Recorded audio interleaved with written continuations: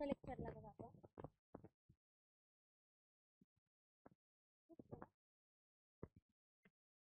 हर्षधोंड केशव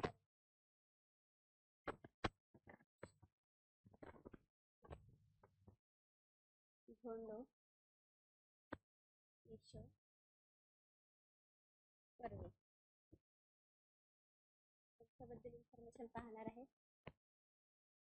ताराबाई मोडक यांच्याबद्दल आहे ते थोड्याफार प्रमाणात आहे ते आपण बघून घेऊया. असं व्हायला नको की आपण अभ्यासलं नाही आणि ते पेपरले येऊन गेलं. मग आहे 2-3 वाक्य त्याबद्दल आपण समजून घेऊया. त्यानंतर आहे अनुताई वाघ. ताराबाई मोडक यांच्याप्रमाणे त्यांनी काय केलेलं आहे, काम केलेलं आहे. अनुताई वाघ. त्यानंतर आहे आपले जे काय शाहू फुले आंबेडकर यांच्यापैकी आपण राजर्षी शाहू महाराज पण पाहिले, महात्मा फुले पण पाहिले, महात्मा गांधीजी पाहिले आणि आपण पंडित रमाबाई पण डिस्क्रिप्टिव्ह मध्ये पाहिला, राजाराम मोहन रॉय पण आपण डिस्क्रिप्टिव्ह मध्ये पाहिलं. आज जे आहे आपण जे महत्वाचे व्यक्तिमत्व आहे जे डॉक्टर बाबासाहेब आंबेडकर.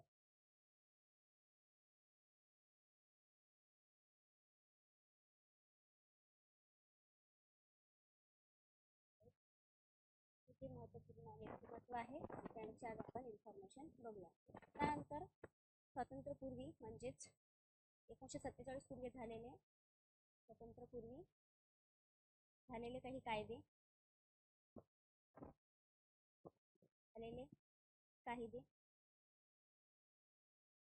कायदे आणि स्वातंत्र्यानंतर झालेले कायदे. स्वातंत्र्यानंतर झालेले कायदे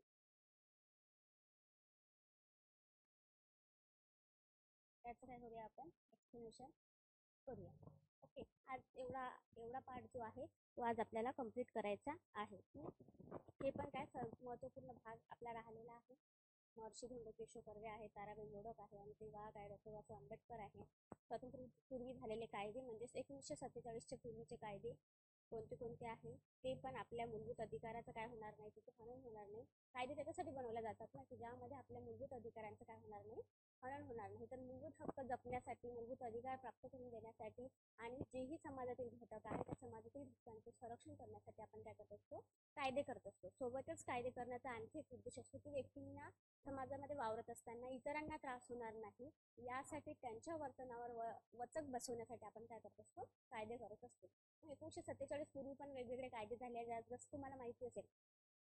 आता करंट जे 3 कायद्यामध्ये काय झालेले आहे, चेंजेस झालेले आहेत त्याबद्दल तुम्हाला इन्फॉर्मेशन असणं गरजेचं आहे. जसं की भारतीय जो पिनल कोड कायदा आहे, जो माहिती आपल्याला इंडियन पिनल कोड कायदा, ज्यालाच आपण 1860चा तो काय आहे कायदा आहे.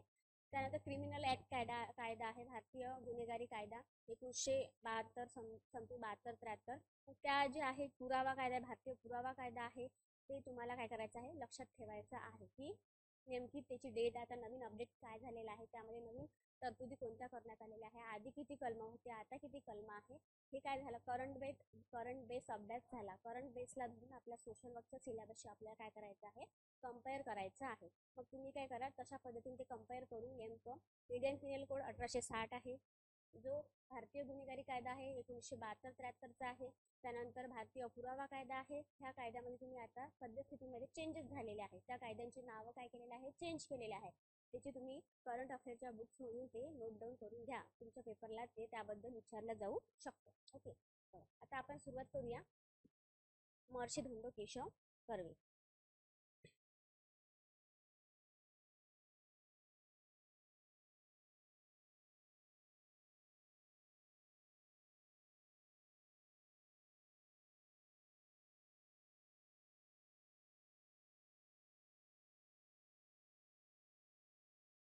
धोंडो केशव कर्वे यांच्याबद्दल आपण संपूर्ण डिटेल्स बघून घेऊया की नेमकं कशा पद्धतीनं त्यांनी काम केलेलं आहे.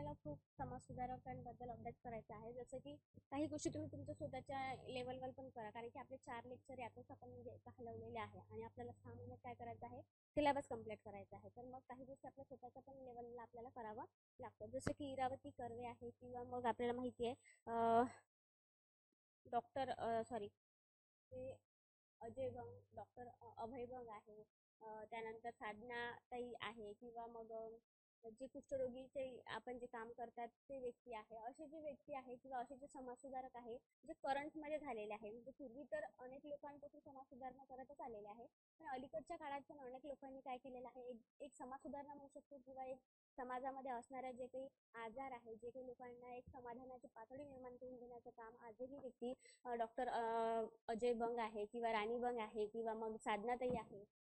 त्यानंतर आपण हे माहिती आहे की कुष्ठरोगाविरुद्ध काम करणारे व्यक्ती त्यांच्याबद्दल महत्त्वाचे योगदान आहे. त्यानंतर आपल्याला माहिती आहे की कचरा वेचक संघटना ज्यांची आहे त्यांचंही महत्त्वाचा रोल आपल्या इथं पाहायला मिळतं. म्हणजे अनेक लोक आहेत की ज्यांच्याबद्दल अभ्यास करणं काय आहे, गरजेचं आहे. मग काही गोष्टी अशा असतात की जे स्वतःच्या लेवलवर सुद्धा आपल्याला करावं लागतं. मग सोबतच आपल्याला आदिवासी जो आपण सीडीचा अभ्यास करतो, सीडी म्हणजे कम्युनिटी डेव्हलपमेंट, त्यामध्ये आपण रुरल एरियाचा अभ्यास करतो, त्यानंतर अर्बन एरियाचा अभ्यास करतो आणि ट्रायबल एरियाचा अभ्यास करतो. मग ट्रायबल एरियाचे वैशिष्ट्य काय आहे, जर आपण पाहत असेल तर ट्रायबल संदर्भात कोणी काम केलेलं आहे याच्याही बद्दल आपल्याला काय असायला पाहिजे, माहिती असायला पाहिजे. की नेमके अनेक लोक होऊन गेले आहेत. दामू नाटोकीकर आहे, किसन बाबूजी म्हणजे किसन बाबूजी काहीतरी त्यांचं सरनेम आहे. त्यानंतर आपल्याला सांगता येतं की बाबा भांड आहे, सॉरी बाबा भांड नाही तर जे भिल्ल समाजाचे व्यक्ती आहे, अनेक जे कम्युनिटीमध्ये वेगवेगळ्या लोकांनी काय केलेलं आहे, काम केलं आहे. तर ठक्कर बाप्पा संदर्भातही अभ्यास करणं आपल्याला सर्वात महत्त्वाचं आहे. माझ्याकडून हे जे समाजसुधारक आहे किंवा जे सोशल ॲक्टिव्हिस्ट आहे, माझ्यानं कुठल्या गेलेले आहे. तर तुम्ही काय करा, ते ठक्कर बाप्पाबद्दल अभ्यास करून घ्या, की त्यांच्याबद्दल पण विचारल्या जातं. त्यानंतर वारली पेंटिंग संदर्भात काय केलेलं आहे, जीवा सोमा मसे यांनी काय केलं आहे, त्यांना एक बाजारपेठ उपलब्ध करून दिली आहे. महत्त्वपूर्ण योगदान देण्याचं काम कोणी केलं आहे, तर जीवा सोमा मसे. वारली पेंटिंग संदर्भात हे नाव तुम्ही लक्षात ठेवा. वारली पेंटिंगला सर्वात महत्त्वपूर्ण आणि योगदान देण्याचं काम जीवा सोमा मसे, म्हणजे जागतिक लेवलवर काम केलेलं आहे यांनी, जीवा सोमा मसे. आणि अनेक जाती आहे, मग तुम्हाला माहिती आहे भिल्ल आहे, गोंड आहे, त्यानंतर कोलाम आहे, कातकरी आहे, त्यानंतर पारधी आहे, त्यानंतर म्हणू शकतो आपण आंड आहे. अशा अनेक कम्युनिटीमध्ये आहे. त्यामध्ये आपल्याला माहिती आहे हे कम्युनिटीमध्ये अभ्यास करत असताना त्या प्रत्येकांचा स्पेसिफिक अभ्यास करणं काय आहे, महत्त्वपूर्ण आहे. जेव्हा आपल्याला एक सोशलॉजीचा पार्ट आहे हा, की जसं ट्रायबल एरियाचे वैशिष्ट्य काय असणार आहे किंवा काय नाही, हे संपूर्ण गोष्टी आपल्याला सोशलॉजीमध्ये पाहायचं असतं. आणि तुम्हाला माहिती आहे की आपलं सोशलॉजीचं एक युनिट दिलेलं आहे, त्यामध्ये सोशलॉजी आणि सायकोलॉजी हे दोन्ही आपल्याला काय करायचे आहे, युनिट कंप्लीट करायचे आहे. मग त्यामध्ये वेगवेगळ्या संस्था दिलेल्या आहेत, ज्यामध्ये विवाह संस्था आहे, कुटुंब संस्था आहे, शाळा ही संस्था आहे, अशा वेगवेगळ्या संस्था आहे. राज्य पण हे काय आहे, संस्था आहे. आणि या प्रत्येकांचे काय केलेले आहे, जे वर्क आहे, जे कार्य आहे, डिफाईन केलेले आहे. जर या कार्यामध्ये हे जर कार्य व्यवस्थितबद्ध पद्धतीने पार पडत नसेल, तर अशा वेळेस आपल्याला माहिती आहे की भूमिका संघर्ष नावाचे सिद्धांत सुद्धा उदयास आलेला आहे. मग कल्चरल लॅक थेरी आहे, म्हणजे संस्कृतीकरण होत असताना आपल्याला पाहत आहे आपण, किंवा सोशल चेंज होत आहे ते पण आपण पाहतो. मग त्यानंतर कल्चर लॅक थेरी, म्हणजे ज्यामध्ये आपली संस्कृती आपण कुठेतरी पाळत नाही आहे, कुठेतरी म्हणजे काही गोष्टी आपण कमी पडत आहेत. जसं मी तुम्हाला उदाहरण सांगते की आपले पारंपरिक काय असतात, व्यवसाय असतात. त्या व्यवसायामध्ये आपल्याला माहिती आहे की आता धनगर कम्युनिटीमधला काय आहे, मेंढपाळ हा एक व्यवसाय आहे. मेंढपाळ हा व्यवसाय असल्यावर आजच्या जर स्थितीने तुम्ही विचार केला तर संपूर्ण सर्वच लोक मेंढपाळ हा व्यवसाय करतात असं नाही. पण आजच्या स्थितीमध्ये काय झालेलं आहे की गव्हर्नमेंट त्यांना फंडिंग करतं, किंवा गव्हर्नमेंट वेगवेगळ्या संस्था काढतं, वेगवेगळ्या इन्स्टिट्यूशन्स काढतं, की ज्या माध्यमातून त्यांना पारंपरिक व्यवसाय करण्यासाठी काय व्हावं, आर्थिक सहाय्य लाभावं. हे करण्यामागचा उद्देश पण काय असतं, मग की जेणेकरून जे पारंपरिक व्यवसाय आहेत त्यामधून पण प्रॉफिट आहे, आपल्याला त्याच्यावर काय करता येतं, चांगल्या पद्धतीने काम करता आलं पाहिजे. की जसं की मेंढपाळांपासून काय मिळतं, लोकरीचा व्यवसाय आपण चांगल्या पद्धतीने करू शकतो. त्यांचं जे मांस आहे किंवा इतरही जे उपयोगी जे कार्य आहे ते त्यातून आपल्याला करता येतं, पण ते माहिती असणं, त्याला आधुनिकतेची जोड देणं काय असतं, गरजेचं असतं.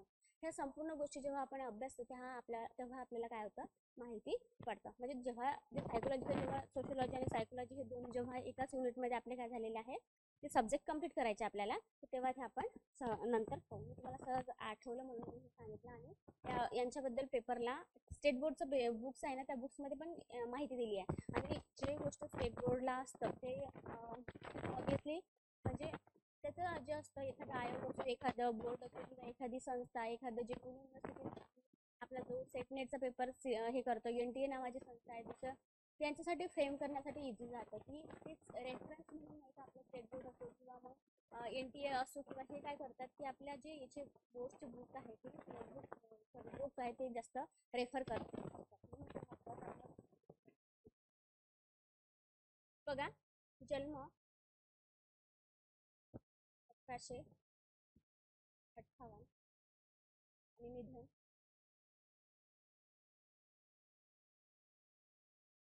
1962.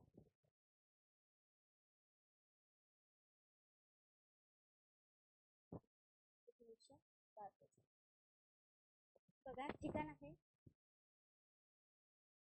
रत्नागिरी मधलं मुरुड. यांचा काय झाला, जन्म झालेला. आता पूर्वीपासूनच काय होतं, समाज याच्यामध्ये हे एक अग्रगण्य किंवा यांना जे काही समाजामध्ये असणाऱ्या अनिष्ट रूढी प्रथा परंपरा आहे त्यांच्या विरोधात काम करण्याची यांना जाणीव पूर्वीपासूनच होती. मग यांनी काय केलं की वेगवेगळ्या संस्था आहे, यांचे शैक्षणिक कार्य आहे, आपलं शैक्षणिक कार्य पाहायला यांचे मिळते. स्वतःही यांना अनेक पदव्या सुद्धा मिळाल्या. यांचे वेगवेगळे यांनी ग्रंथ लिहिले, जसे आत्मवृत्त नावाचा यांचा स्वतःचा काय आहे एक ग्रंथ त्यांनी आपल्याला पब्लिश केल्याचं पाहायला मिळतं.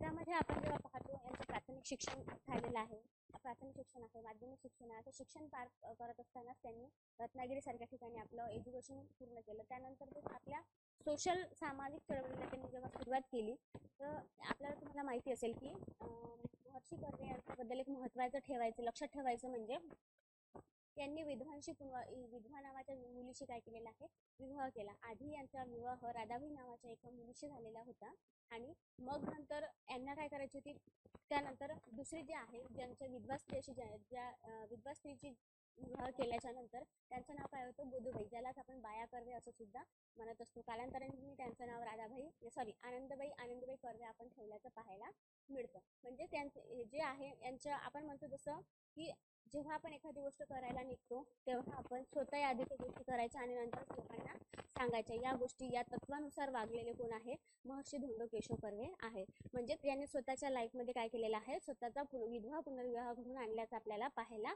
मिळतं. म्हणजे विधवा स्त्रीशी काय केलेला आहे, विवाह केलेला आहे, की जिचे नाव काय होतं, गोदूबाई कर्वे, ज्यांनाच बाया कर्वे म्हणतात, ज्यांनाच आनंदीबाई कर्वे असं सुद्धा म्हटलं जातं. हे नाव तुम्ही तिन्ही नाव काय करायचे, लक्षात ठेवायचे. कारण की महर्षी धोंडो केशव कर्वे यांनी खालीलपैकी कोणत्या विधवा स्त्रीशी विवाह केला. ऑप्शन मध्ये आलं गोदूबाई कर्वे आलं, बायाबाई कर्वे आलं, आनंदीबाई कर्वे आलं, तिन्ही नाव आले. आणि 4 नंबर आणखी एखाद्या शारदाबाई समथिंग, शारदाबाई कर्वे असो किंवा इतर कोणतीही कर्वे असो असं आलं. किंवा मग 5 आणखी एखादा आपण ऑप्शन क्रिएट करू की ABC असं अशा पद्धतीचं आलं. आपल्याला माहिती असेल तर आपण ABC आन्सर देऊ, नाही तर मग आपण एखादा प्रश्नाचा आन्सर देऊ, आनंदीबाई कर्वे होतो किंवा मग शारदा कर्वे होतं. अशा वेळेस फक्त आपला ऑप्शन चुकू शकतो. हे तिन्ही नावं आपल्याला माहिती असायला हवं. त्यानंतर विवाह केला यांनी.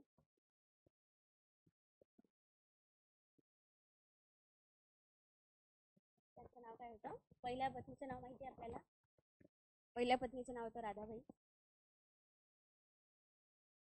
आणि सेकंड ज्या पत्नी होत्या त्यांचं नाव आनंदीबाई कर्वे, बाया कर्वे, आनंदीबाई कर्वे, बाया कर्वे अँड गोदूबाई कर्वे. ओके. तर बघा, मी तुम्हाला क्रोनॉलॉजी सांगते की यांचे शैक्षणिक कार्य पाहत असताना म्हणजे आपल्या लक्षात ते ठेवायचे आहे की शैक्षणिक कार्य महत्त्वपूर्ण आहे, म्हणून आपण त्यांच्या संदर्भात अभ्यास करणार आहे. शैक्षणिक कार्य पाहत असताना सर्वप्रथम 1894 मध्ये त्यांनी विधवा विवाहोत्तेजक मंडळाची स्थापना केली. विधवा विवाहोत्तेजक मंडळ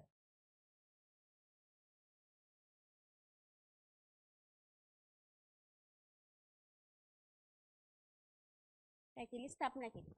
1894 ला स्थापना झाल्याच्या नंतर 1895 मध्ये लगेच त्यांनी यांचंच नाव, विधवा विवाहोत्तेजक मंडळाचंच नाव काय केलं, विधवा विवाह प्रतिबंधक मंडळ. विधवा विवाह प्रतिबंधक मंडळ अशा पद्धतीने त्यांनी नाव केलं. तुम्ही लिहित आहात ना सगळे ऑनलाईन स्टुडंट? आवाज क्लिअर आहे ना तुम्हाला? ओके. बघा, त्यानंतर 1895 झाल्या, त्यानंतर 1896 मध्ये त्यांनी अनाथ बालिकाश्रम याची काय केली, स्थापना केली. अनाथ बालिकाश्रम हे प्रश्न विचारतात बरं पेपरला. अनाथ बालिकाश्रमची स्थापना हे आपल्याला पाहायला मिळते. मग 1896 ला अनाथ बालिकाश्रमाची स्थापना झाल्याच्या नंतर मग कालांतराने 1907 ला त्यांनी महिला विद्यालय आणि महिला विद्यापीठ काय आहे, वेगळं आहे. महिला विद्यालयाची स्थापना केली, जिथं महिलांना काय मिळायला एज्युकेशन मिळायला पाहिजे यासाठी हिंगणे येथे त्यांनी काय केलेली आहे, महिला विद्यालयाची स्थापना केल्याचं आपल्याला पाहायला मिळतं. ओके. याचे जे अध्यक्ष होते महिला विद्यालयाचे या ठिकाणी मग अध्यक्ष राघू भांडारकर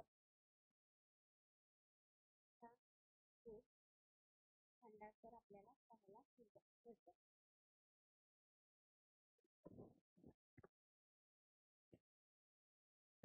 तर तुम्ही पाहायचं झालं तर महर्षी कर्वे यांच्यावर पंडिता रमाबाई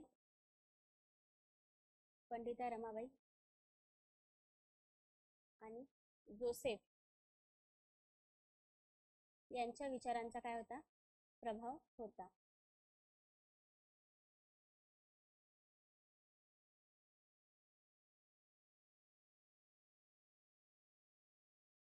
ओके. घ्या, समोर कंटिन्यू करूया आपण. 1907 ला काय झालं, मग महिला विद्यालय हिंगणे. विद्यालय आणि विद्यापीठ काय आहे, फरक आहे. महिला विद्यालय झालं हिंगणे येथे आणि महिला विद्यापीठ 1916 मध्ये स्थापन झालं, ते आपण समोर बघूया.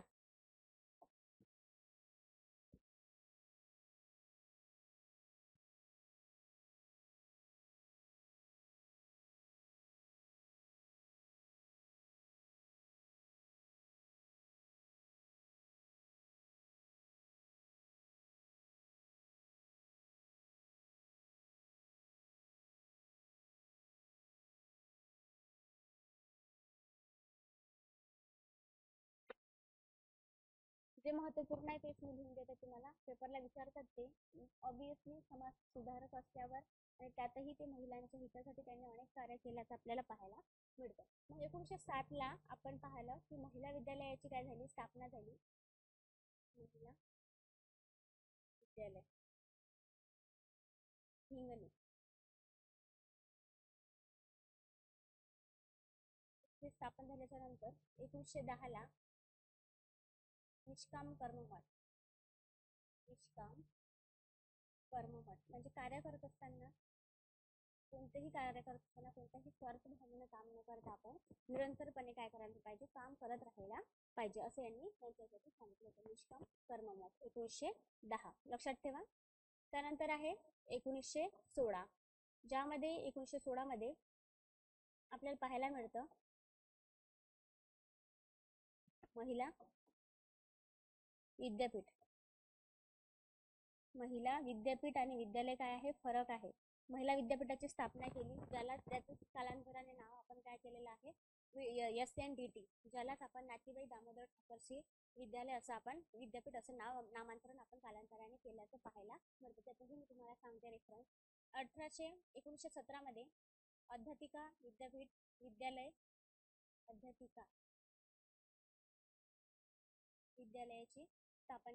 स्थापन केल्याचं पाहायला मिळतं. हे झाल्याच्या नंतर 1919 मध्ये विठ्ठलदास ठाकरसी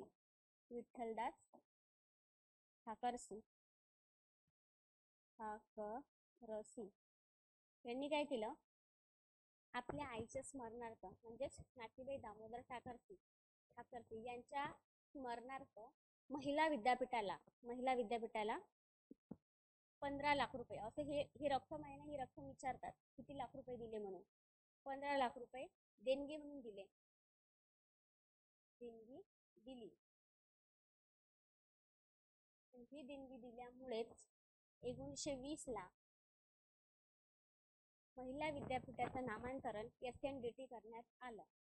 SNDT त्यालाच श्रीमती नाथीबाई दामोदर टाकरसी असं म्हटल्या जाते. ओके, SNDT विद्यापीठ असं याची काय केलेली आहे, नामांतरण केलेलं आहे.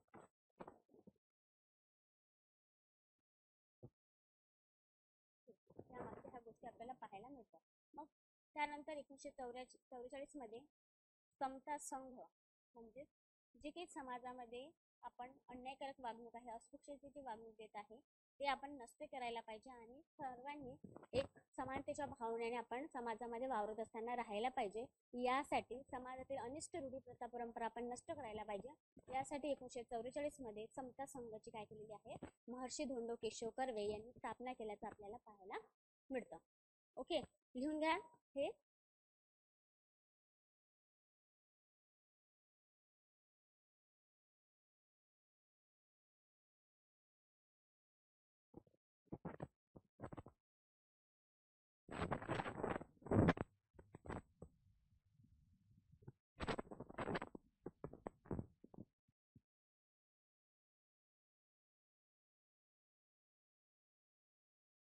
लिहून घ्या हे क्रोनॉलॉजी जे मी लिहून दिलेलं आहे ना ते व्यवस्थित लिहून दिलं आहे की 1907, 1910, 1916, 1917 हे काय मी तुम्हाला व्यवस्थित लिहून दिलेलं आहे. तर तुम्ही लिहून घ्या की तुम्हाला अभ्यास करताना मग इझी जाईल. यांना बघा सर्वच पुरस्कार प्राप्त आहे. पुरस्कार प्राप्त बघा यांना यांच्या जन्मदिवसाच्या जे 100वे जे शतक आपण या 100व्या नंतर यांना भारतरत्न पुरस्कार जाहीर झाल्याचं पाहायला मिळतं. भारतरत्न, पद्मभूषण, पद्मविभूषण, पद्मभूषण, पद्मविभूषण, पद्मश्री हे संपूर्ण पुरस्कार आहे तर महर्षी धोंडो केशव कर्वे यांना प्राप्त आहे. त्यानंतर यांनी आपल्या आयुष्यामध्ये अनेक पदव्या घेतलेल्या आहे. त्यामध्ये काय म्हणू शकतो डिलीट आहे, विलीप आहे, हे संपूर्ण पदव्या काय घेतलेल्या आहे यांनी आपल्या आयुष्यामध्ये घेतल्याचं आपल्याला पाहायला मिळतं. हे तुम्ही काय करा तुमच्या नोटबुकमध्ये लिहून घ्या.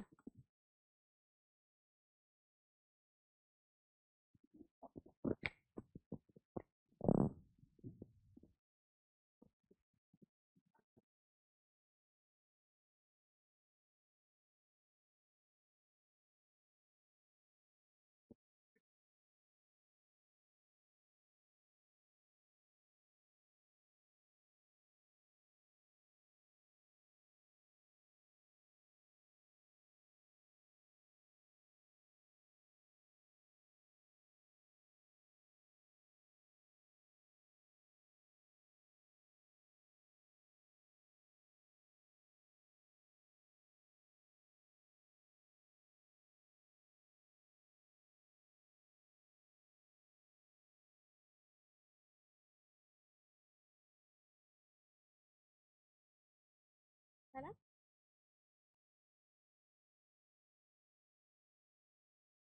मग आणखी हेच आपल्याला यांच्यामध्ये हे सांगायचं आहे की यांनी काय केलेलं आहे, जे समाजामध्ये असणारा अनिष्ट रूढी प्रथा परंपरा आहे ते घालून देण्यासाठी काम केलेलं आहे. जसं की आपण 1856चा विधवा पुनर्विवाह कायदा केला, त्यांच्यामध्ये पण यांचं महत्त्वपूर्ण योगदान आहे. त्यानंतर मुलींच्या शिक्षणासाठी आपण पाहिलं जातं अनाथांसाठी आहे किंवा एज्युकेशनला जास्त त्यांनी फोकस केलेला आहे. अस्पृश्य निर्मूलनासाठी त्यांनी वेगवेगळे प्रयत्न केल्याचं आपल्याला पाहायला मिळतं. इथपर्यंत त्यांची काय आहे सफिशियंट माहिती आहे. त्यानंतर एक तुम्ही तुमच्या नोटबुकमध्ये लिहून घ्या की आत्मवृत्त नावांचे यांचे स्वतःचा काही एक ग्रंथ असल्याचं आपल्याला पाहायला मिळतं. ते तुम्ही तुमच्या नोटबुकमध्ये ते लिहून घ्या.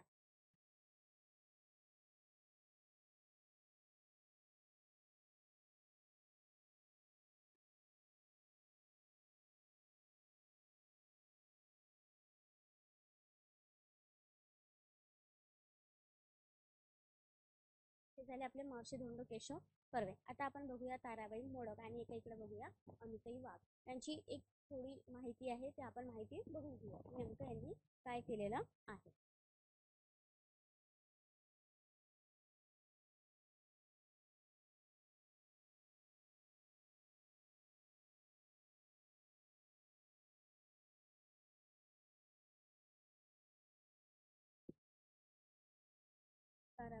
मोडक.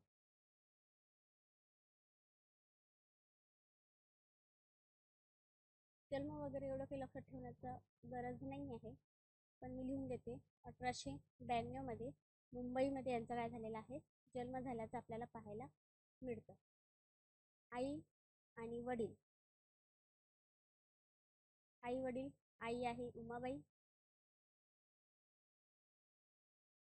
आणि वडील आहे सदाशिवराव हे त्यांचे वडील. सरनेम काय यांचं, केळकर. बघा, यांच्या वडिलांचं कार्य जर आपण पाहायचं झालं तर अनेक वृत्तपत्रिकांमध्ये कार्य करत होत्या. म्हणजे यांचा घराचा वारसा जर आपण विचार केला तर एक पुरोगामी विचारसरणीचे होते. कोणताही भेदभाव यांच्या घरामध्ये होत नव्हता, किंवा जे काही पुरोगामी विचारसरणी म्हणतो आपण, ते विचारसरणी आपल्याला यांच्या कुटुंबामध्ये पाहायला मिळतं. ऑब्व्हियसली आई वडिलांचे जसं नेचर असेल, ज्यांचे संस्कार असेल, तशाच पद्धतीचे संस्कार मुलांवर पडत असतात. मग ताराबाईंना सुद्धा पुरोगामी घराण्याचं किंवा पुरोगामी विचारसरणीचे जर कुटुंब लाभत असेल तर ऑब्व्हियसली त्यांच्यावर होणारा परिणाम सुद्धा त्याच पद्धतीचा असू शकतो. मग यांच्या वडील जे आहे, सुबोध पत्रिका आहे, कामगार नावाचे एक वृत्तपत्र आहे, किंवा इतरही काही वृत्तपत्र आहे, या वृत्तपत्रामध्ये लेखन करायचे. म्हणजेच आपल्याला लक्षात येतं की यांच्या वडिलांपासूनच वारसा होता. यांचे वडील जे विधवा पुनर्विवाहासाठी असो, किंवा याच्या जे काही समाजामध्ये असणारी अस्पृश्यता असो, किंवा इतरही काही एक मुलींना, स्त्रियांना शाळेमध्ये त्यांना महत्त्वपूर्ण योगदान द्यावं बा, त्यांच्यासाठीही सुद्धा काय असावं, शाळा असावी, यासाठी यांनी काय केलेले होते, प्रयत्न केलेले होते. आणि त्याच पद्धतीने लेख ते सुबोध पत्रिका नावाचं असो, ज्ञानदर्शन नावाचं असो, कामगार नावाचं वृत्तपत्र असो, या वृत्तपत्राच्या माध्यमातून ते अनेक लेख लिहित होते. मग ते लेख लिहित असताना त्यांचा परिणाम आपल्याला आपल्या जे काही आहे ताराबाई मोडक यांच्यावर पडल्याचं पाहायला मिळतं. मग ताराबाई मोडक यांना भारतीय मॉन्टेसरीच्या जनक म्हणून ओळखल्या जातात. हे तुमच्या नोटबुकमध्ये तुम्ही काय करा, लिहून घ्या.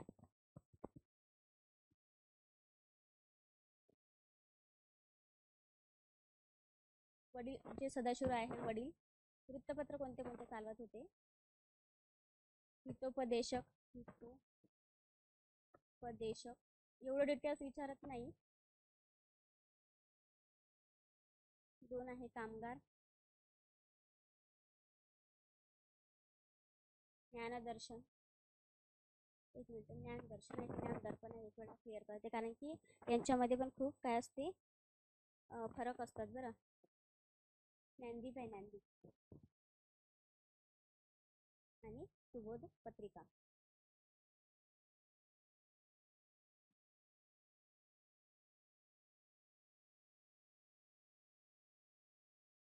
असे काय होते, या वृत्तपत्रामधून लेखन करत होते सदाशिवराव, आणि यांचाच मग वारसा आपल्या मुलीला लाभल्याचं आपल्याला पाहायला मिळतं. मग आपल्या जे आहे ताराबाई मोडक यांना भारतीय मॉन्टेसरीच्या जनक म्हणून ओळखल्या जातात. भारतीय मॉन्टेसरी चे जनक किंवा जननी म्हणू शकतो आपण, म्हणून ओळखल्या जाते. कोणाला, ताराबाई मोडक. यांना पूर्वीपासूनच शिक्षणाची आवड, जे आपण म्हणू शकतो मॉन्टेसरी म्हणजे काय, आजची जे नर्सरी आहे, जे हे आहे, आपण याच्यातून KG1 आहे, KG2 आहे, अशा पद्धतीचे जे एज्युकेशन आहे ते एज्युकेशन इथून प्रोव्हाइड होत असल्याचं आपल्याला पाहायला मिळतं. मग हे जे काही एज्युकेशन देत असतानाच आपल्याला माहिती आहे की त्यांना पूर्वीपासूनच पूर्वप्राथमिक शिक्षण देण्याचे, पूर्वप्राथमिक एज्युकेशन प्रोव्हाइड करण्याचा यांचा काय होता, उद्देश होता, आपल्याला हे पाहायला मिळतं. मग हे जेव्हा काम सुरू असतानाच भारतीय मॉन्टेसरीचे जनक म्हणून आपण यांना ओळखतो. यांच्या जीवनामध्ये एक महत्त्वाची गोष्ट म्हणजेच यांनी काय केलं तर 1922 मध्ये यांनी बार्टन नावाचं एक कॉलेज होतं, त्यामध्ये सेक्रेटरी म्हणू नाही शकत आपण, तर एक मिनटं, बार्टन फिमेल ट्रेनिंग कॉलेजमध्ये यांनी लेडीज सुप्रिटेंडेंट्स म्हणून काय केलेलं आहे, काम केलेलं आहे. 1922 मध्ये काय केलेलं आहे तर Barton female training college, Barton female training college.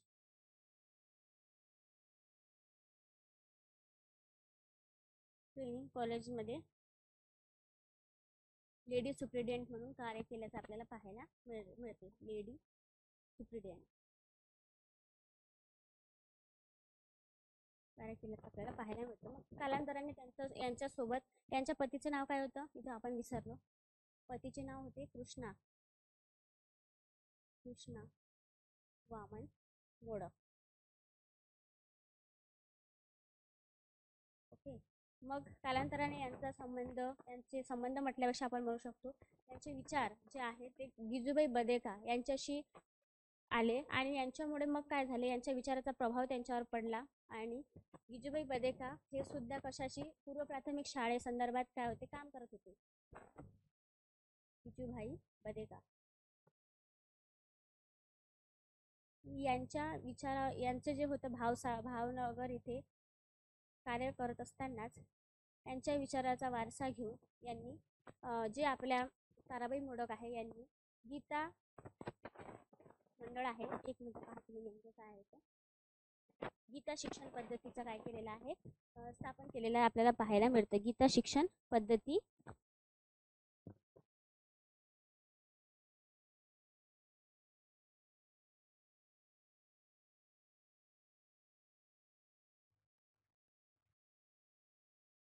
त्यानंतर सर्वात महत्त्वाचं लक्षात ठेवा 1945 मध्ये ताराबाई मोडक यांनी ठाणे येथे काय केलेलं आहे, ठाणे येथे बोर्डी येथे ग्राम बाल शिक्षण केंद्र काय केलेलं आहे स्थापन केलेलं आहे. बघा ठाणे डिस्ट्रिक्टमध्ये ठाणे तालुक्यामध्ये ठाणे जिल्ह्यामध्ये ग्राम विकास केंद्र काय केलेलं आहे स्थापन केल्याचं आपल्याला पाहायला मिळतं. ग्राम विकास ठाणेमधील बोर्डी हे ठिकाण काय करायचं लक्षात ठेवायचं. ग्राम विकास केंद्र स्थापन केलं. हे आपल्याला इथपर्यंत काय करता येतं ताराबाई मोडक एवढं इन्फॉर्मेशन आपल्याला सांगता येतं की त्यांनी पूर्वीपासूनच त्यांना बाल शिक्षणाची आवड होती आणि यासाठी मग त्यांनी हे कार्य केल्याचं आपल्याला पाहायला मिळतं. त्यांच्या आयुष्यामध्ये यांनी साखर शाळा काढलेल्या आहे, साखर शाळा, त्याचसोबत भातशाळा. आज तुम्हाला माहिती असेल की बीड जिल्ह्यामध्ये आजही काय करतात साखर कामगार म्हणू शकतो किंवा ऊसतोड कामगार म्हणू शकतो. ऊसतोड कामगार असल्यामुळे यांचं जर एज्युकेशन यांच्या मुलांचं एज्युकेशनावर काय होतं परिणाम होतं. मग अशा वेळेस जर शाळेमध्ये जर गळती असेल, शाळेमध्ये विद्यार्थी येत नसेल तर अशा वेळेस त्यांच्या प्रत्यक्षात त्या याच्यावर जाऊन त्यांच्या वाडी वस्त्यावर जाऊन काय करायच्या तर ताराबाई मोडक शिकवायचे की जेणेकरून विद्यार्थ्यांमध्ये शिक्षणाची आवड निर्माण व्हावी, त्यांना काय व्हावी शिक्षणाची आवड निर्माण होऊन ते आपल्या शाळेमध्ये व्यवस्थित यावं यासाठी ते वेगवेगळ्या गाण्याच्या माध्यमातून वेगवेगळ्या जे रोल प्ले करायच्या या माध्यमातून ते शिक्षण देत असायच्या. सोबतच जर एखादे विद्यार्थी जर शाळेतील गर्दी जर आपल्याला थांबवायची असेल तर बैलगाडीची सुद्धा व्यवस्था करून त्यांना शाळेमध्ये आणायचं किंवा जर ते शाळेमध्ये येत नसेल तर तिथेच जाऊन त्यांना शिक्षण प्रोव्हाइड करण्याचं काम सुद्धा काय करायचं ताराबाई मोडक करायच्या. म्हणजेच मॉन्टेसरी असो किंवा बालवाडी असो, अंगणवाडी ज्याला आपण केंद्र असं म्हणतो, ही अंगणवाडी केंद्र सुरू करण्यामध्ये ताराबाई मोडक यांचं महत्त्वपूर्ण योगदान आपल्याला पाहायला मिळतं. ओके. मग भातशाळा, साखर शाळा, भातशाळा आहे किंवा पुरणशाळा म्हणू शकतो आपण, म्हणजेच जिथे एखादा बालक एखादं जर हे असेल तर ते जर शेतामध्ये कार्य करत असेल तर मग अशा वेळेस त्या ठिकाणी जाऊन त्या पुरणामध्ये त्यांना एज्युकेशन देत होते. आता त्यांनी अभ्यास केल्याच्या नंतर त्यांना लक्षात आलं की समाजामध्ये अशी सिच्युएशन आहे की आपल्याकडे माहिती आहे गरिबीची स्थिती, दारिद्र्यामध्ये पडलेले लोक, अशा वेळेस बालकांचा उपयोग काय केला जातं की मध्ये जो पावसाळ्याचा काम असतो, पावसाळ्याचा जे हंगाम असतो, या पावसाळ्याच्या हंगामामध्ये मुलांकडून सुद्धा काम करून घेतल्या जातात. मग बालक उन्हाळ्यामध्ये तर सुट्टीच असते, हिवाळ्यामध्ये कुठेतरी बालक शाळेमध्ये येतात आणि पावसाळ्यामध्ये 4ही महिने काय मारतात बालक दांडी मारतात. मग याचा जेव्हा अभ्यास केला तेव्हा जेव्हा ताराबाई मोडक यांच्या लक्षात आलं की यांच्या मागे हे कारण आहे. यांचे बालक कुठे ऊसतोड कामगार असेल तर ऊसतोडायला जात असेल किंवा जर एखादी शेतकरी असेल तर ते शेती करत असेल तर अशा वेळेस बालकांकडे लक्ष ठेवू शकत नाही, एका ठिकाणून दुसऱ्या ठिकाणी स्थलांतर होत असल्यामुळे बालकांचे शिक्षणावर काय होतं बॅड इम्पॅक्ट पडतं. ह्या संपूर्ण गोष्टी लक्षात आल्याच्या नंतर त्यांनी पुरणशाळा असो, साखर शाळा असो, भातशाळा असो अशा शाळा सुरू केल्याचं आपल्याला पाहायला मिळतं. आणि सर्वात महत्त्वाचं योगदान ताराबाई मोडक यांचं अंगणवाडी केंद्र सुरू करण्यामध्ये आणि भारतीय मॉन्टेसरीच्या जनक म्हणून त्यांना काय केलं जातं ओळखल्या जातं. इथपर्यंत आपण लिहून घ्या. आता जे आपण म्हटलं अनुताई वाघ, या अनुताई वाघबद्दल आपल्याला जर पाहायचं असेल तर अनुताई वाघबद्दल मी तुम्हाला ओरली सांगते की बघा अनुताई वाघ यांनी सेम ताराबाई मोडक यांच्या पावलावर पाऊल ठेवून काय केलेलं आहे, काम केल्याचं पाहायला मिळतं. त्यानंतर आपल्याला माहिती आहे की ठाणे येथील हा प्रश्न विचारला जातो की कोसबाडच्या टेकडीवरून हा ग्रंथ किंवा ह्या जी काही संस्था आहे ही स्थापन कोणी केली, तर ती केलेली आहे अनुताई वाघ.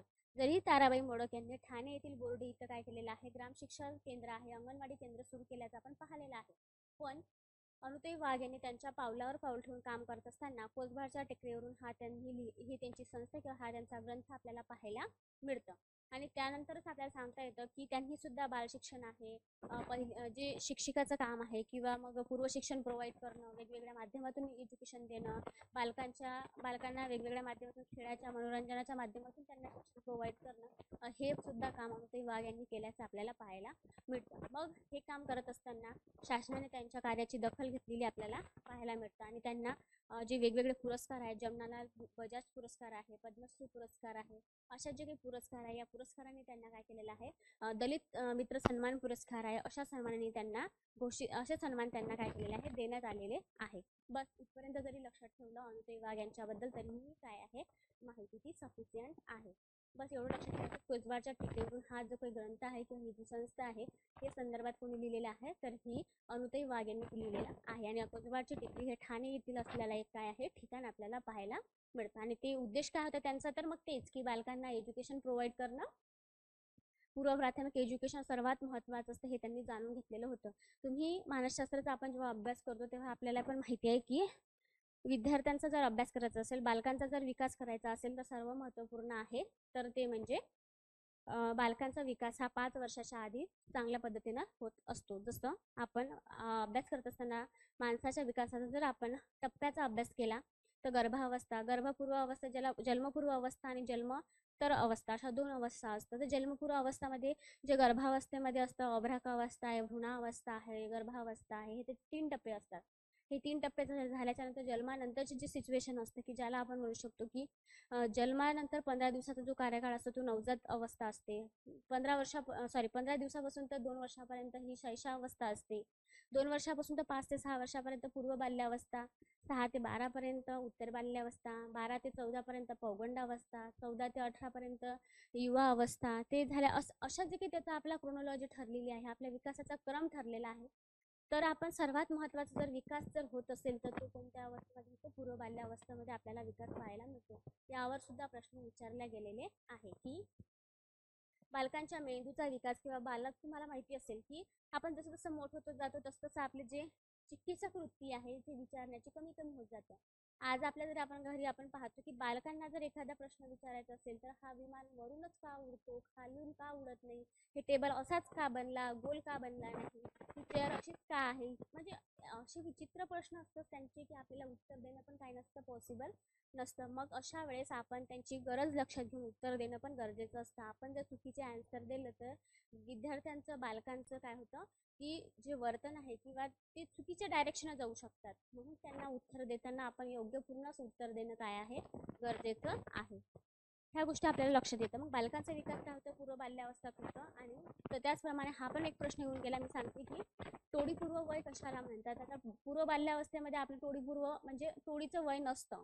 म्हणजे नसतं म्हटल्यावर आपण काय करतो, जसं जसं आपण शाळेत जातो 6व्या वर्षानंतर आपल्याला माहिती की कानाला हात फुटल्याच्या नंतर आपण काय जातो, पहिल्या वर्गामध्ये जातं. ही पहिलेपासून आलेली सुरुवातीपासूनची काय होती, ही पद्धत होती.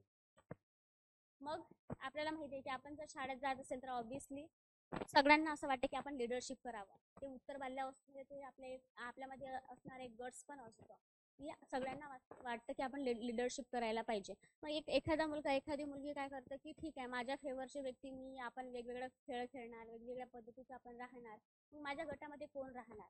म्हणजेच काय असतं, एक गट असतं, एक गट बनवला जातं. प्रत्येकांचा आपापले विचार जे काही एकत्र राहतात त्यांच्यात गट बनवला जातं. त्यालाच आपण काय म्हणतो, टोळीवय म्हणतो. एकमेकांच्या वेगवेगळ्या लोकांचा समवयस्क व्यक्ती एकत्र येतात, ज्याला आपण पीअर ग्रुप सुद्धा असं म्हणत असतो. म्हणून उत्तर बाल्यावस्थेला आपण टोळीवय म्हणतो आणि टोळीमुक्त वय कशाला म्हटलं जातं, तर पूर्व बाल्यावस्था वय याला म्हटल्या जातं. आणि सर्वाधिक विकास हा पूर्व बाल्यावस्थामध्ये होत असल्यामुळे अनुताई वाघ असो किंवा ताराबाई मोडक असो यांनी पूर्व बाल्यावस्थेच्या एज्युकेशनवर, त्यांच्या शिक्षणावर अधिकाधिक भर दिल्याचं आपल्याला पाहायला मिळतं. म्हणजेच हे यांचे शैक्षणिक कार्य आहे, काही सामाजिक कार्य आहे त्या सामाजिक कार्याच्या माध्यमातून यांनी समाजामध्ये सुधारणा घडवण्यासाठी किंवा समाजामध्ये चेंजेस घडवून आणण्यासाठी काय केलेला आहे, प्रयत्न केलेला आहे. आणि सोशल वर्कचा टच असल्यामुळे जरीही सोशल रिफॉर्मर्स असो किंवा सोशल ॲक्टिव्हिस्ट असो किंवा इतर काही असो, ह्या सगळ्यांचं महत्त्वपूर्ण भूमिका आपल्या समाजशास्त्रामध्ये महत्त्वपूर्ण आहे. म्हणून आपण काय केलेलं आहे, यांचा अभ्यास केलेला आहे. हे झालं. आता याच्यानंतर आपण बघूया की जे शाहू फुले आंबेडकर आपण म्हणतो त्यापैकी डॉक्टर बाबासाहेब आंबेडकरांचं योगदान सुद्धा आपल्याला पाहणं गरजेचं आहे.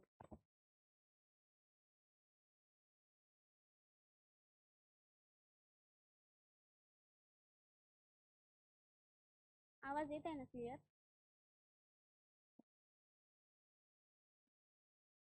मुलांना मुलींना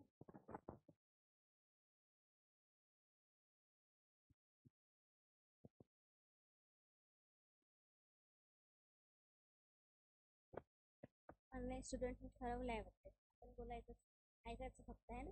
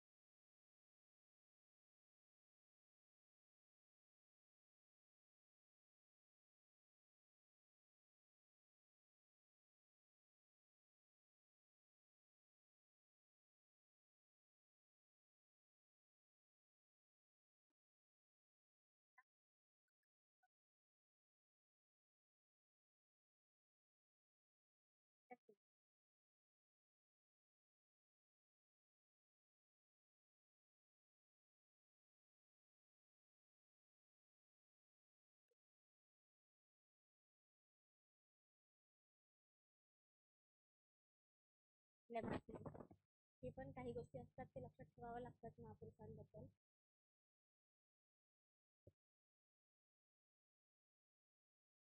महापरिनिर्वाण 6 डिसेंबर.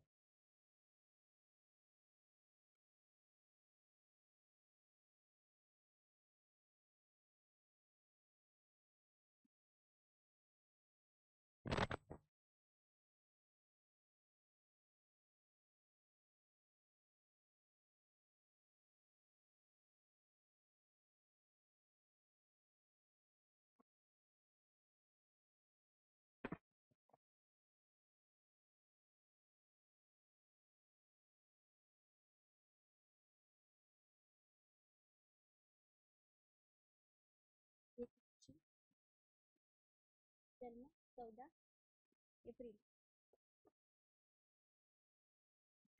बघा, आता यांचं आपलं जे प्राथमिक माहिती आहे ती सगळ्यांनाच माहिती आहे की रामजी सपकाळ यांचं आधीचं सपकाळ सरनेम होतं. मग कालांतराने मी त्यांचं नाव आपण आंबावडे पाहिलं. आंबावडेचं नाव कालांतराने आंबेडकर नाव झाल्याचं आपल्याला पाहायला भेटतं. यांचं प्राथमिक एज्युकेशन माहिती आपल्याला. यांचा जन्म मध्य प्रदेशमध्ये नाही ते झाल्याचं आपल्याला पाहायला भेटतं. मग एज्युकेशन होत असतानाच अनेक आहे एज्युकेशन पूर्ण केलं. त्यानंतर आपल्याला माहिती आहे की हे इंग्लंडमध्ये सुद्धा काय केलेलं आहे, बॅरिस्टरची पदवी घेण्यासाठी गेलेले पाहायला मिळतं.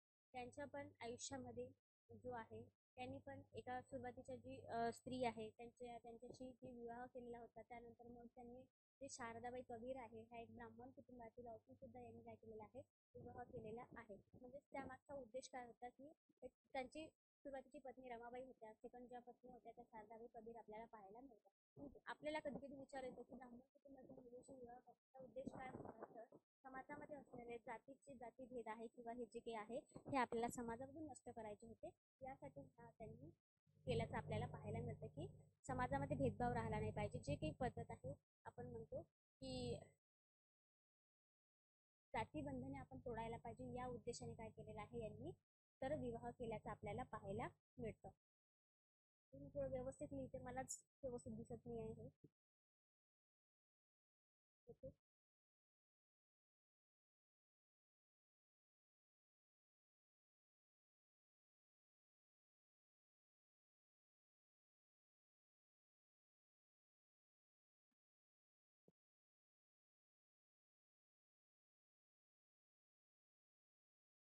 त्यांचं मग आयुष्यामध्ये तुम्हाला माहिती आहे अनेक खडतर प्रवास त्यांच्या आयुष्यामध्ये आले. अनेक लोकांनी त्यांना काय केलेलं आहे, त्यांच्याशी वागणूक आपल्याला माहिती आहे. अस्पृश्य कम्युनिटीमध्ये जन्माला आल्यामुळे त्यांना अनेक वाईट पद्धतीची वागणूक त्यांना दिल्या जात होती, जे की शाळेच्या बाहेर शिकवण्यासाठी असे जे काही आहे. घरची परिस्थिती, जरीही वडील हे सुभेदार होते, आपल्याला माहिती आहे रामजी सुभेदार ज्यांना म्हणतो आपण, तरीही पण यांना जे आहे एज्युकेशन घेत असताना शाळेच्या बाहेर ठेवल्याचं सुद्धा आपल्याला काय मिळतं पाहायला मिळतं. मग या सिच्युएशनमध्ये समाजामधील स्थिती बदलून टाकण्यासाठी यांनी कार्य केल्याचं आपल्याला पाहायला मिळतं. मग हे कार्य करत असताना आपण वेगवेगळे जे अप्रोच आहे ते वेगवेगळे अप्रोच आपण बघूया.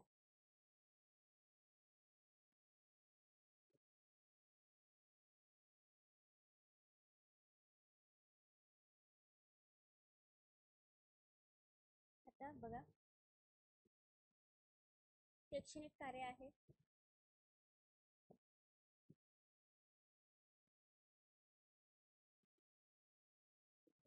त्यानंतर सामाजिक कार्य आहे. सामाजिक कार्यामध्ये मग आपल्याला माहित आहे की वेगवेगळे कार्य केले, ज्यामध्ये आपण बघूया. त्यानंतर वृत्तपत्रीय कार्य, ज्यामध्ये समाजामध्ये जागृती करण्याचं काम. राजकीय पक्षाच्या स्थापना, राजकीय पक्ष स्थापन, सायमन कमिशन समोर साक्ष, सायमन कमिशन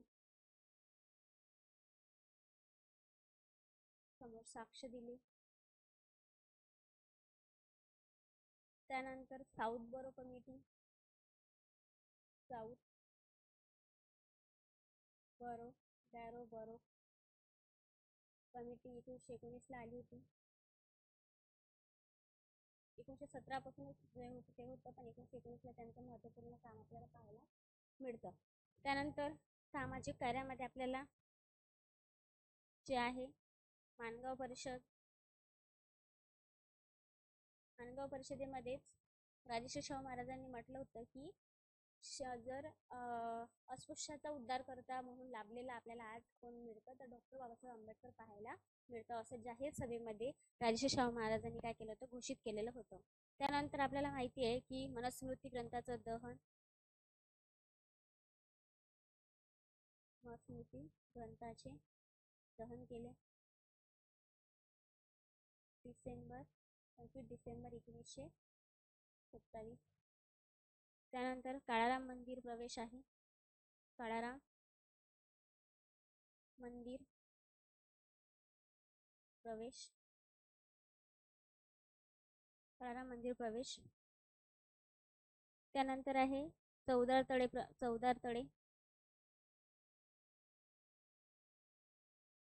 तळे. हे जे सगळे कामं आहे, हे सगळे कामं हे काळाराम मंदिर 1930-34 4 वर्ष चाललेली प्रोसेस आहे. 1927 मध्ये 20 ते 21 मार्च जे आहे 1927 मध्ये चौदार तळे आपल्याला झालेला पाहायला मिळतं. सोबतच आपल्याला हिंदू कोड बिल, सर्वात महत्त्वाचं जर कोणतं असेल तर हिंदू कोड बिल बद्दल यांचं महत्त्वपूर्ण आहे. हिंदू कोड बिल संदर्भात कार्य. त्यानंतर आहे गोलमेज परिषदेसंदर्भात कार्य, जो आपण कालच्या लेक्चरला पाहिलेला पुणे करार, 1914 मध्ये 1914 मध्ये झालेला आहे. पुणे करार, 1914 मध्ये झालेला आहे. त्यानंतर 1917 मध्ये 1917 मध्ये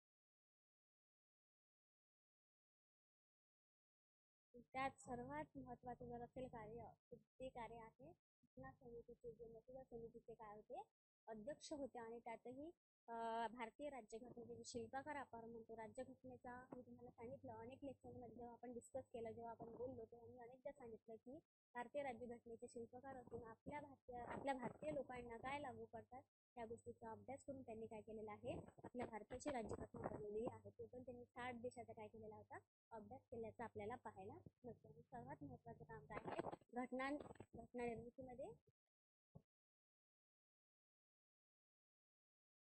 निर्मितीमध्ये महत्त्वपूर्ण योगदान. असे वेगवेगळे आस्पेक्ट काय करता येतं आपल्याला बाबासाहेब आंबेडकरांचा अभ्यास करता येतो. सुरुवातीचं जीवन खडतर होतं तरीही त्यांनी असा विचार केला नाही की आपण कुठेतरी थांबलं पाहिजे. त्यांच्यावर झालेले वेगवेगळे अन्याय आहे, वेगवेगळे अत्याचार आहे, वेगवेगळ्या लोकांनी केलेले अपमान आहे. हा जरी अपमान असेल, अनेक लोकांनी केलेल्या वेगवेगळ्या टीका आहे, हे जरी टीका त्यांनी संपूर्ण गोष्टी सहन करत काय केलेला आहे, समाजाला अस्पृश्य समाजाला, त्यातही संपूर्ण आपण असं म्हणू शकत नाही की अस्पृश्यसाठी त्यांनी काम केले आहे, तर संपूर्ण जनतेसाठी, संपूर्ण कम्युनिटीसाठी त्यांनी काय केलेलं आहे, काम केलेलं आहे. एका विशिष्ट जातीसाठी, विशिष्ट धर्मासाठी आपण डॉक्टर बाबासाहेब आंबेडकरांना एक नॅरो माइंडनं विचार करू शकणार नाही. एक हॉलिस्टिक अप्रोचने त्यांचाही एक हॉलिस्टिक अप्रोच होता आणि हॉलिस्टिक अप्रोचने त्यांनी काय केलं आहे, समाजामध्ये वावरत असताना काम केलेलं आहे. त्यांच्या काही गोष्टी आपल्या हिंदू धर्मामध्ये असताना किंवा काही गोष्टी यांच्या लक्षात आल्याच्यानंतर त्यांना नकोसं वाटलं की त्यांनी अनेक धर्माचा अनेकेचा अभ्यास केल्याच्यानंतर त्यांना लक्षात आलं की अरे, आपण जेव्हा दुसऱ्या धर्माचा अभ्यास करतो तेव्हा आपल्याला सर्व इकडे समानता दिसतं. सगळीकडे ज्या काही गोष्टी आहे, महिलांना योग्य न्याय मिळतं, त्यानंतर कोणाला उच्च नीचचा भेदभाव दिसत नाही, काळे गोरे हा काही भेदभाव आपल्याला दिसत नाही, अस्पृश्य असा कोणता भेद केला जात नाही. तर आपल्या भारतातच त्यातही स्पेसिफिक या धर्मातच अशा पद्धतीने का केल्या जातं, या गोष्टीची त्यांनी काय आली की चीड आली की. तुम्हाला माहिती आहे की नाशिक येथे येवला येथे भरलेली 1935 येथे जी परिषद होती, नाशिक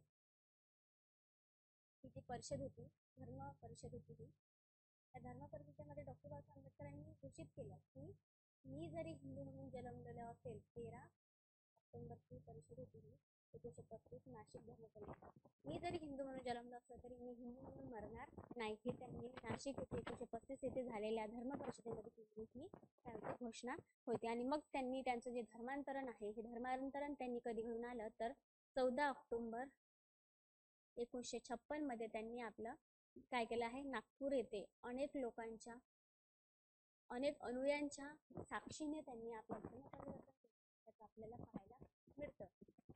ओके, आता यावरही अनेक लोकांनी टीका केलेली आहे, पण आपापली प्रत्येकाची बाजू असतं. ऑब्व्हियसली त्यांचे ते पुरोगामी विचारसरणीचे अनेक समाजातून अनेक लोकांचा होणारा अन्याय अत्याचार सहन झाल्यामुळे, म्हणजे अन्याय अत्याचार होत असल्यामुळे आणि त्यातही स्वतःसाठी जीवन न जगता त्यांनी संपूर्ण समाजासाठी जीवन जगल्याचं आपल्याला पाहायला मिळतं. मग आता प्रत्येक गोष्टीचा अभ्यास करत असताना बघा, सामाजिक कार्य आपण जेव्हा लक्षात घेतो तेव्हा आपल्याला लक्षात येतं की माणगाव परिषद, आता माणगाव परिषद भरली होती 1920 ला माणगाव ही परिषद भरलेली असताना या परिषदेचे अध्यक्ष डॉक्टर B.R. आंबेडकर स्वतः होते. Doctor B.R. आंबेडकर या माणगाव परिषदेचे अध्यक्ष असताना राजर्षी शाहू महाराजांना जेव्हा बोलण्याची संधी दिली, त्या बोलण्याच्या संधीच्या भाषणामध्ये डॉक्टर राजर्षी शाहू महाराजांनी उल्लेख केला की आज खरा दलितांचा उद्धार करता किंवा अस्पृश्यांचा उद्धार करता मिळालेला आहे. त्या दिवसापासूनच आपल्याला माहिती आहे की डॉक्टर बाबासाहेब आंबेडकरांचे असे पण कार्य चालूच होते, परंतु एक महत्त्वाचा रोल त्यांनी प्ले करण्यासाठी तिथून सुरू केल्याचं आपल्याला पाहायला मिळतं. ती आहे माणगाव परिषद 1920. त्यानंतर मनुस्मृतीचे दहन.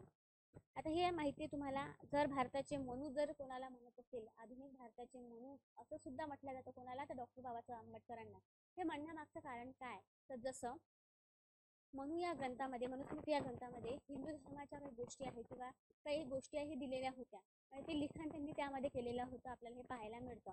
मग तशाच पद्धतीचा आपल्या भारतातीलही आपल्याला माहिती आहे की जे संपूर्ण जगाच्या, संपूर्ण देशाच्या हिताच्या गोष्टी काय केलेल्या आहे, बाबासाहेबांनी लिहून ठेवलेल्या आपल्याला पाहायला मिळतं. म्हणूनच काय म्हटलं जातं की भारताचे किंवा आधुनिक भारताचे मनू म्हणून डॉक्टर बाबासाहेब आंबेडकरांना ओळखल्या जातं, की त्यांनी महत्त्वपूर्ण योगदान केलेलं आपल्याला पाहायला मिळतं. आता मनुस्मृती ग्रंथामध्ये काय होतं, तर वाईट जे प्रथा आहे, जे जाचक अटी आहे, जे महिलांवर लादलेल्या होत्या किंवा अनेक अस्पृश्य असो, दलित असो, यांच्या हिताची काही गोष्टी त्यामध्ये नव्हत्या.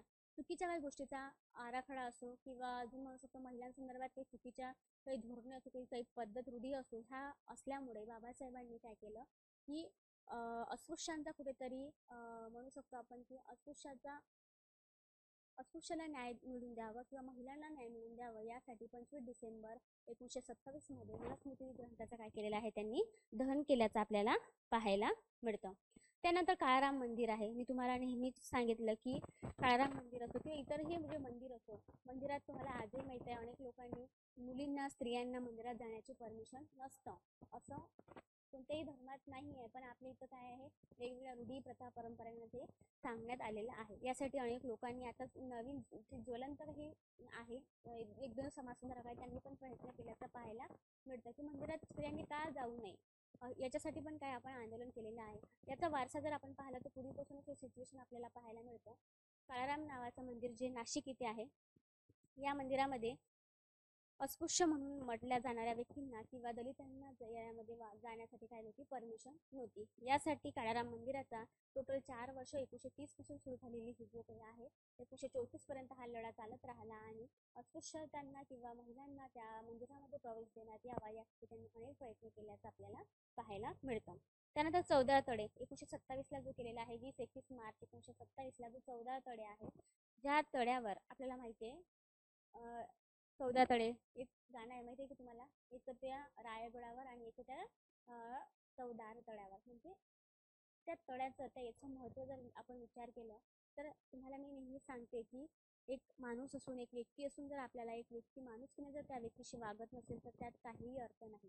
कारण की पशुपक्ष्यामध्ये आणि आपल्यामध्ये फरक आहे. आपल्याला काय म्हणू शकतो आपण, आपल्याला काय दिलेलं आहे, एक जे आहे मेंदू हा विचार करण्यासाठी आपण दिलेला आहे. त्यांच्यापेक्षा आपण पशु प्राण्यापेक्षा एक आपल्याला विचार करण्यासाठी एक क्षमता दिल्यासाठी एक अवयव आपल्याला दिलेला आहे आणि त्या याच्यावर जर आपण चुकीचा वापर करत असेल तर यात आपण माणुसकी नावाचं काय आपण हरवून बसल्याचं आपल्याला पाहायला मिळतं.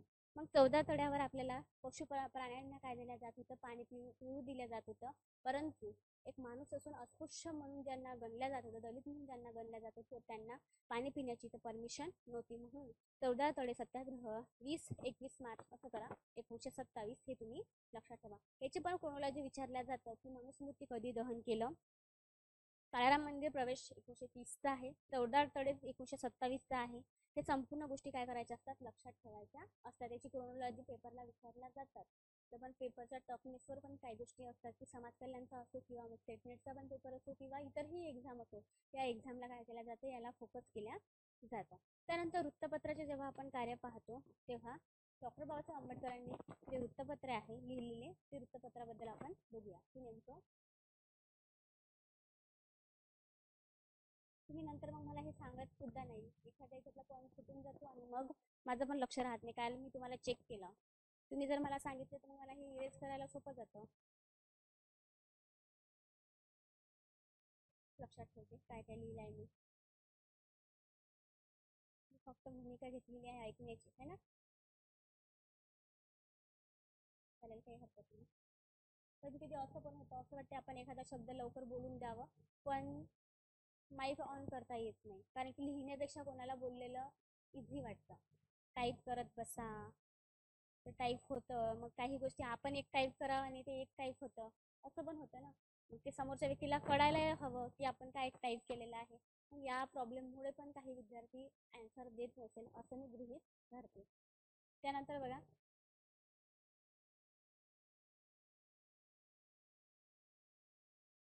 आपण काय पाहत होतो, वृत्तपत्र. वृत्तपत्रे आहेत, त्यांची अनेक वृत्तपत्रे आहेत. जसं मी तुम्हाला सांगितलं, समता आहे, जनता आहे, जनताचं रूपांतर प्रबुद्ध भारतमध्ये झाल्याचं आपल्याला पाहायला मिळतं. त्यानंतर बहिष्कृत भारत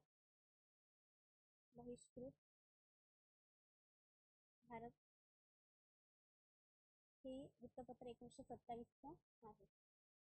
तुम्हाला मी बहिष्कृत भारत नावाची सभा होती, त्यांनी स्थापन केली, ती 1924ला स्थापन केली होती. ती सांगताना सामाजिक चळवळ मी तुम्हाला विसरले, लिहून देते एकदा बघा. 1927 बहिष्कृत भारत वृत्तपत्र म्हटलं तर 1927 आहे आणि बहिष्कृत भारत चळवळ म्हटलं किंवा बहिष्कृत भारत सभा म्हटलं तर 1924 आहे.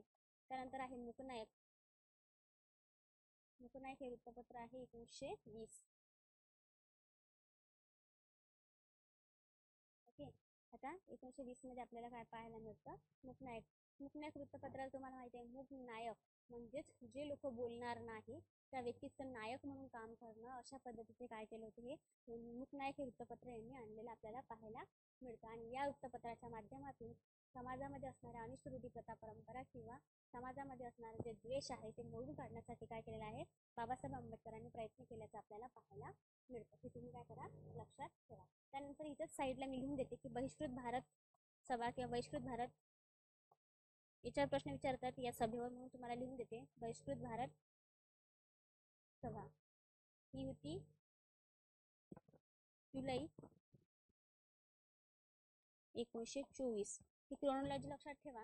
जसं मी तुम्हाला मानगाव परिषद 1920 सांगितलं, 20 नंतर मग तुम्ही लक्षात ठेवा बहिष्कृत भारत सभा आहे जुलै 1924. त्यानंतर मग 1927चा जो झालेला आहे 20 आणि 21 मार्चला झालेला 14 तळे आहे, त्या 14 तळेच्या नंतर लक्षात ठेवा तुम्ही काय म्हणू शकतो आपण त्याला, डिसेंबर 1927 मध्ये झालेलं जो मनुस्मृती ग्रंथाचं दहन आहे आणि काळाराम मंदिरांचं 1930. हे क्रोनॉलॉजी तुम्ही काय व्यवस्थाबद्ध पद्धतीने लक्षात ठेवा. त्यानंतर बहिष्कृत भारत सभा जुलै 1924. हे तुम्ही एक सभा त्यामध्ये सामाजिक चळवळीमध्ये ऍड करून घ्या. त्यानंतर आहे गोलमेज परिषदा झाल्याचं आपल्याला माहिती आहे, आपण कालच्या लेक्चरला पाहिलं.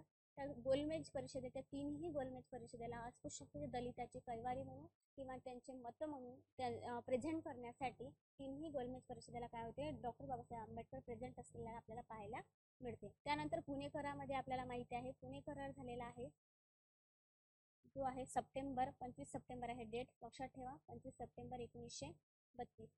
हे जो पुणे करार झालेला आहे जो जो आंबेडकर आणि गांधी यांच्यामध्ये झालेला आपल्याला पाहायला मिळतं.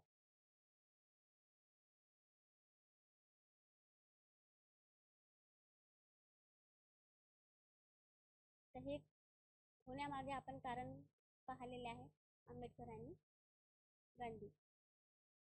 बघा यांच्यावर यांच्यामध्ये जरी करार झालेला असेल पण या करारावर या दोघांच्या पण साईन नाही आहे. तर यांच्या या करारावर साईन कोणाची आहे तर बाबासाहेब आंबेडकरांकडून त्यांचे प्रतिनिधित्व म्हणून दादासाहेब गायकवाड यांनी स्वाक्षरी केलेली आहे.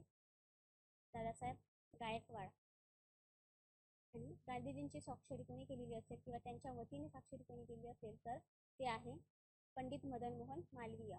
पंडित असे प्रश्न विचारतात बरं, पंडित मदन मोहन मालवीय. आणि सोबतच श्रीनिवास शास्त्री पण आहे, श्रीनिवास शास्त्री हे लिहून घ्या. ओके. पुणे करार मी कालच सांगितलं तुम्हाला, ऐक्य करार म्हटलं जातं. त्यानंतर एरवडा करार सुद्धा पुणे करारास म्हटल्या जातं. ओके. त्यानंतर 1932चा मॅकडोनाल्ड म्हणजेच मॅकडोनाल्ड यांनी घोषित केलेला, मॅकडोनाल्ड व्यवस्थित लिहून घ्या.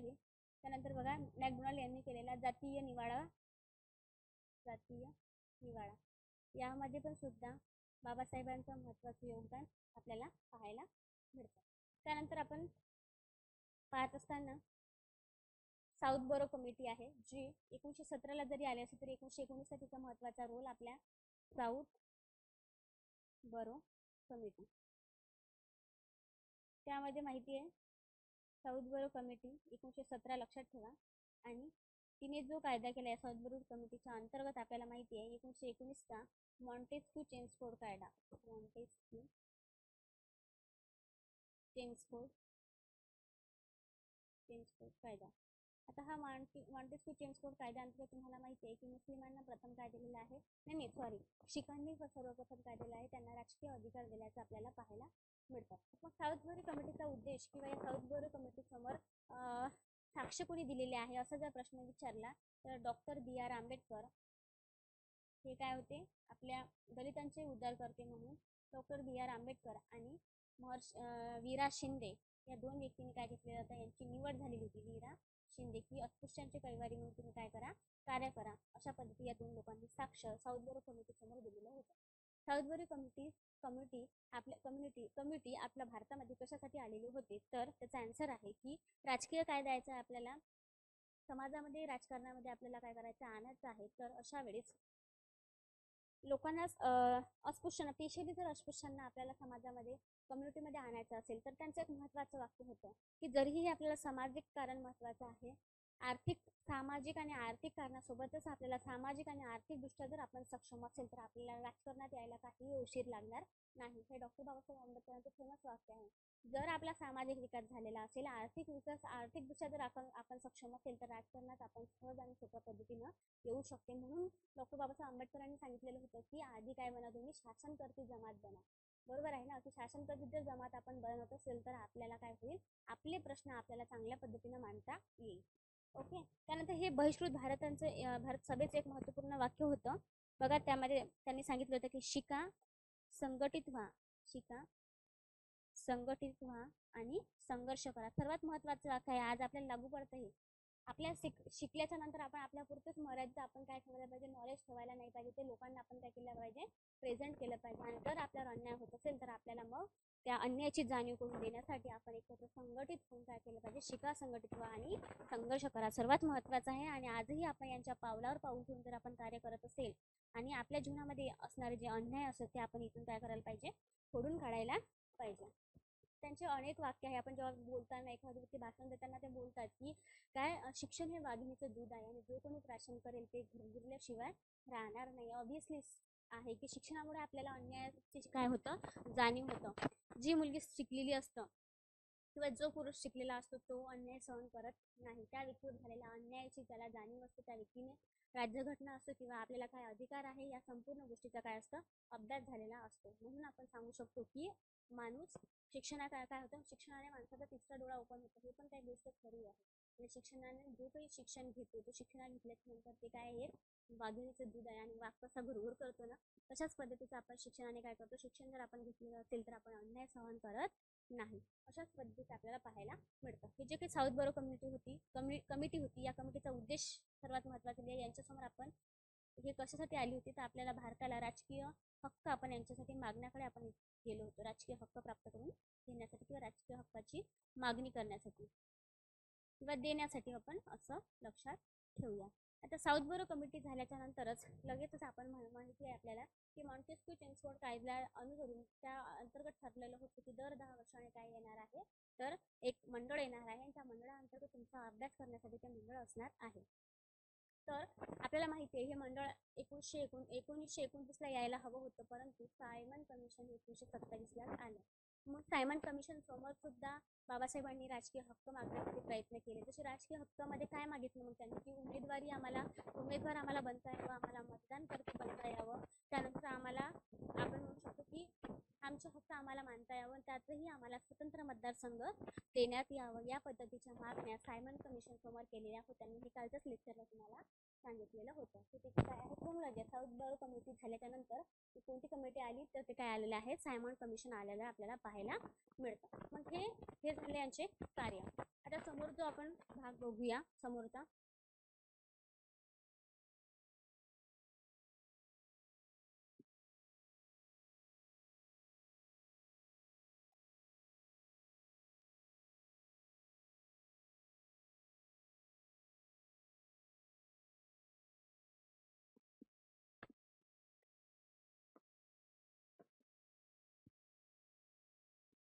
हिंदू कोड बिल सर्वात महत्त्वाचं आहे. हिंदू कोड बिलाबद्दलही आपल्याला काय करायचं आहे, माहिती पाहायची आहे.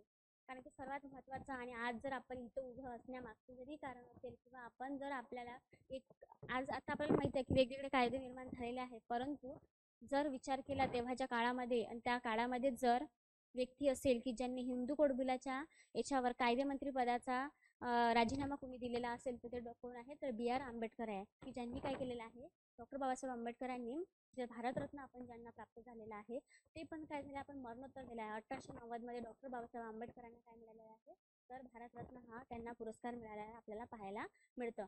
1890 नाही, 1990, सॉरी मिस्टेक झाली आहे माझी. ओके. म्हणजे एवढ्या महान व्यक्तीला जर तेव्हा जिवंतपणे जर त्यांना तो पुरस्कार दिलेला असता तर किती चांगलं झालं असतं ना. परंतु आपल्याला माहिती आहे की काही गोष्टी आपल्याला नंतरच कळायला लागतात. आपल्या इथं काय झालं तर मरणोत्तर भारतरत्न 1990 मध्ये त्यांना बहाल केल्याचं आपल्याला पाहायला मिळतं. आता बघा हिंदू कोड बिल बद्दल आपण बघूया.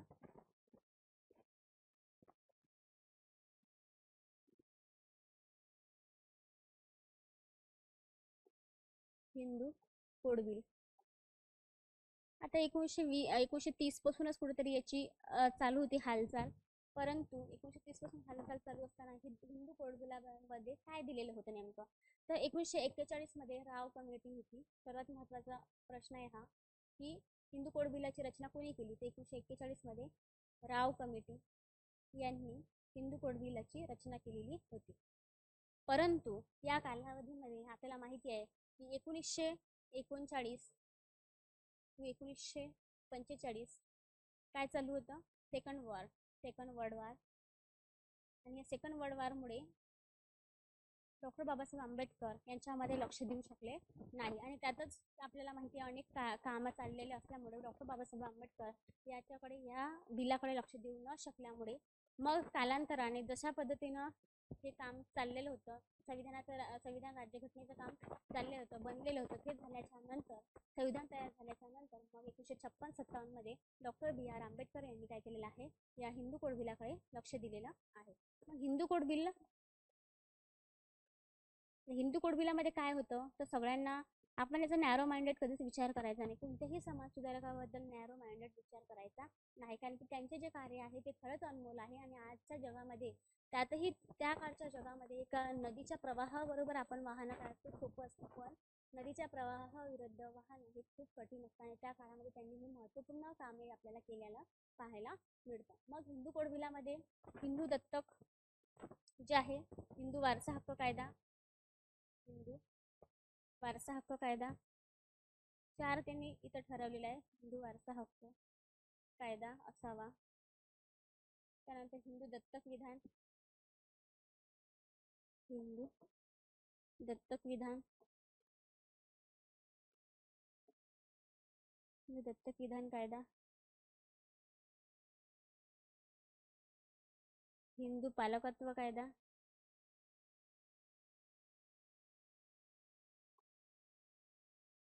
आणि एक आहे हिंदू पोटगी हक्क कायदा.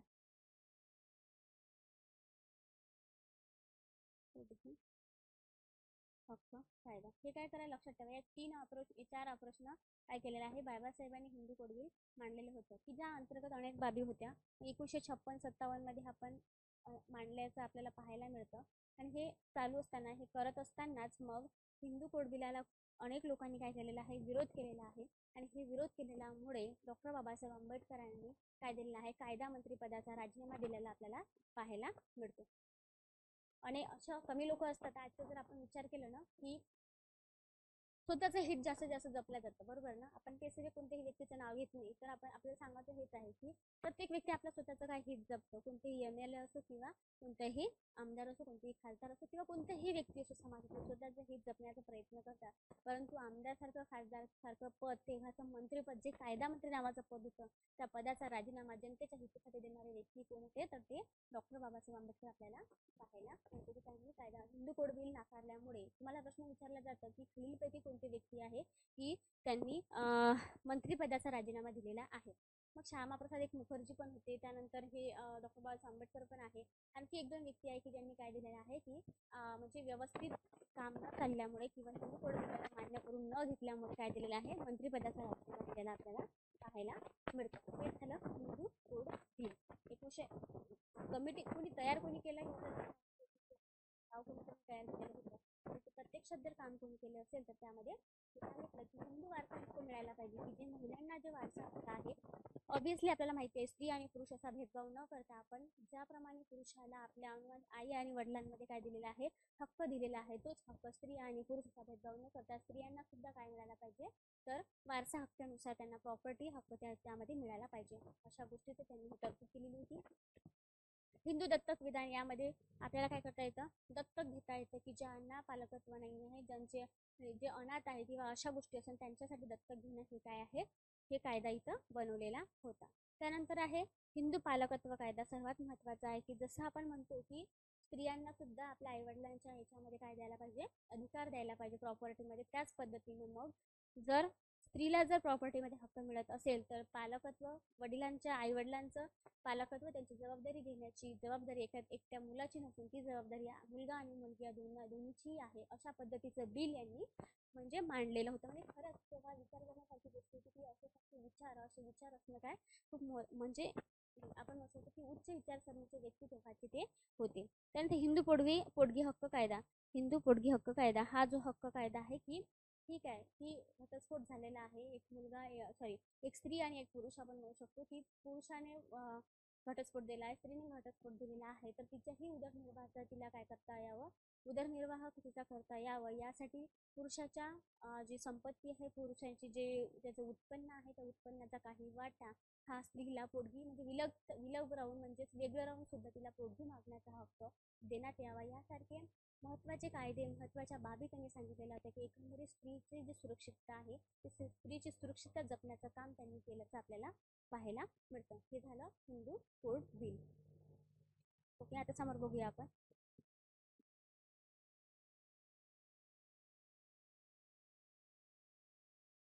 आता घटना निर्मितीमध्ये सर्वात महत्त्वाचं काम घटना निर्मिती. तुम्हाला माहिती असेल की घटना निर्मितीचे जे आहे मसुदा समितीमध्ये पण डॉक्टर बाबासाहेब आंबेडकरांचं महत्त्वपूर्ण म्हणजे अध्यक्ष होते त्याचे. मसुदा समितीचं पॉलिटीमध्ये प्रश्न विचारला जातं. 29 डिसेंबर 1947 मसुदा समितीची काय आहे, स्थापना आहे. लक्षात ठेवा, विचारलं जातं पेपरला, चेंज करून दिलं जातं. कधी डिसेंबर चेंज कसं कधी 29 तारीख काय केलं जातं, चेंज करून दिल्या जाते. म्हणून हे तुम्ही काय करा, लक्षात ठेवा. ओके, त्यामध्ये बघा, जर आपण इतिहास जर पाहिला डॉक्टर बाबासाहेब आंबेडकरांबद्दल तर आपल्याला लक्षात येतं की अनेक लोकांनी काय केलेलं आहे यामध्ये की बघा, तेव्हाच तुम्हाला माहिती आहे भारत आणि हे काय होतं, वेगवेगळं होतं. भारत आणि पाकिस्तान एकत्र होता, बरोबर. मग असं कार्य चालत असताना, एकत्र असतानाच बाबासाहेबांबद्दल जर विचार केला तर अनेक लोक काय करायचे, जरी ते तज्ज्ञ होते, हुशार होते, त्यांच्याशिवाय राज्यघटनेमध्ये काम पण होणार नव्हते, सगळ्यांना माहिती होतं, परंतु ते काय पूर्वीपासून एक ठपका पडलेला जो अस्पृश्य म्हणून म्हणल्या जात होते आणि त्यामुळे जरी त्यांच्यानुसार काम होत नसेल तरीही त्यांना अनेक लोकांनी काय केलं, जेव्हा ते उभे राहायचे उमेदवारी पदासाठी, जेव्हा उमेदवार म्हणून राहायचे तेव्हा त्यांनी पाडण्याचा अनेकदा प्रयत्न केलेला आहे. मग अशा वेळेस एक जेसोर आणि खुलना या मतदारसंघातून ते काय झालेलं आहे, म्हणजे एका व्यक्तीच्या नावावर किंवा एका व्यक्तीने काय केलं, जोगेंद्रनाथ मंडल आहे त्यांचं नाव, तर जोगेंद्रनाथ मंडल नावाच्या व्यक्तीने स्वतः निवडून आलेले होते त्या प्रांतामधून, मुंबई प्रांतामधून, परंतु तो प्रांत नाही, तो पूर्व बिहारमधला प्रांत होता आय थिंक. त्या बिहार प्रांतामध्ये निवडून आल्याच्या नंतर जोगेंद्रनाथ मंडल यांनी स्वतः सांगितलं, स्वतः राजीनामा दिला आणि त्या जागेवर माझ्यापेक्षाही चांगल्या प्रतिनिधित्व डॉक्टर बाबासाहेब आंबेडकर करू शकतात यासाठी जेसोर आणि खुलना हे 2 मतदारसंघ होते. या मतदारसंघातून बाबासाहेबांची काय झाली, निवड झाली. परंतु कालांतराने माहिती आहे आपल्याला जी माउंटबॅटन योजना आली, जी 3 जून 1947 आलेली होती आणि त्या योजनेअंतर्गत मग भारताची फाळणी ठरली आणि भारताची फाळणी ठरल्यामुळे जेसोर आणि खुलना मतदारसंघ पूर्व पाकिस्तानमध्ये गेल्याचं आपल्याला पाहायला मिळतं. आणि पाकिस्तानमध्ये गेल्यामुळे मग ऑब्व्हियसली ते तर तिथलं काम करू शकणार नव्हते, भारताचं प्रतिनिधित्व त्यांना करायचं होतं आणि यामुळे मग नंतर कालांतराने ते मुंबईमध्ये उभे राहिले. अनेक लोकांनी त्यांनी विरोध केला, अशा काही अनेक प्रॉब्लेम्स क्रिएट झाले, परंतु शेवटी त्यांची निवड झाली आणि निवड झाल्याच्या नंतर मग त्यांनी महत्त्वपूर्ण कार्य केल्याचं आपल्याला पाहायला मिळतं की जसं घटना निर्मितीमध्ये मसुदा समितीमध्ये सर्वात महत्त्वपूर्ण योगदान जर असेल तर आपण माहिती आहे की मसुदा समितीमध्ये टोटल 7 लोक होते. 7 लोकांपैकी 6 लोक, याच्यावर प्रश्न विचारला आहे बरं की 6 लोक काय होते, वकील होते.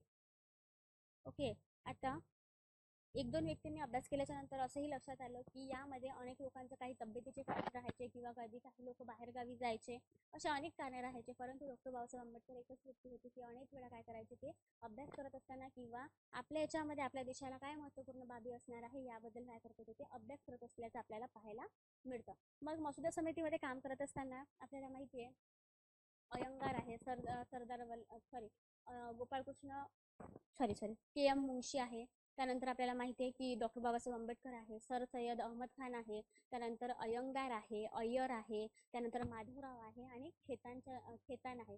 असे जे काही व्यक्ती होते, खेतांच्या जागेवर कृष्णमाचारी आले होते आणि जे आहे माधवाचार्य आहे हे काय झालेले होते, याचे मसुदा समितीचे 7 लोक होते. म्हणजे एक अध्यक्ष डॉक्टर बाबासाहेब आंबेडकर आणि टोटल 6 असे एकूण टोटल 7 लोकांनी काय केले होते, ही कमिटी होती आणि मसुदा बनवण्याचं काम केलं होतं.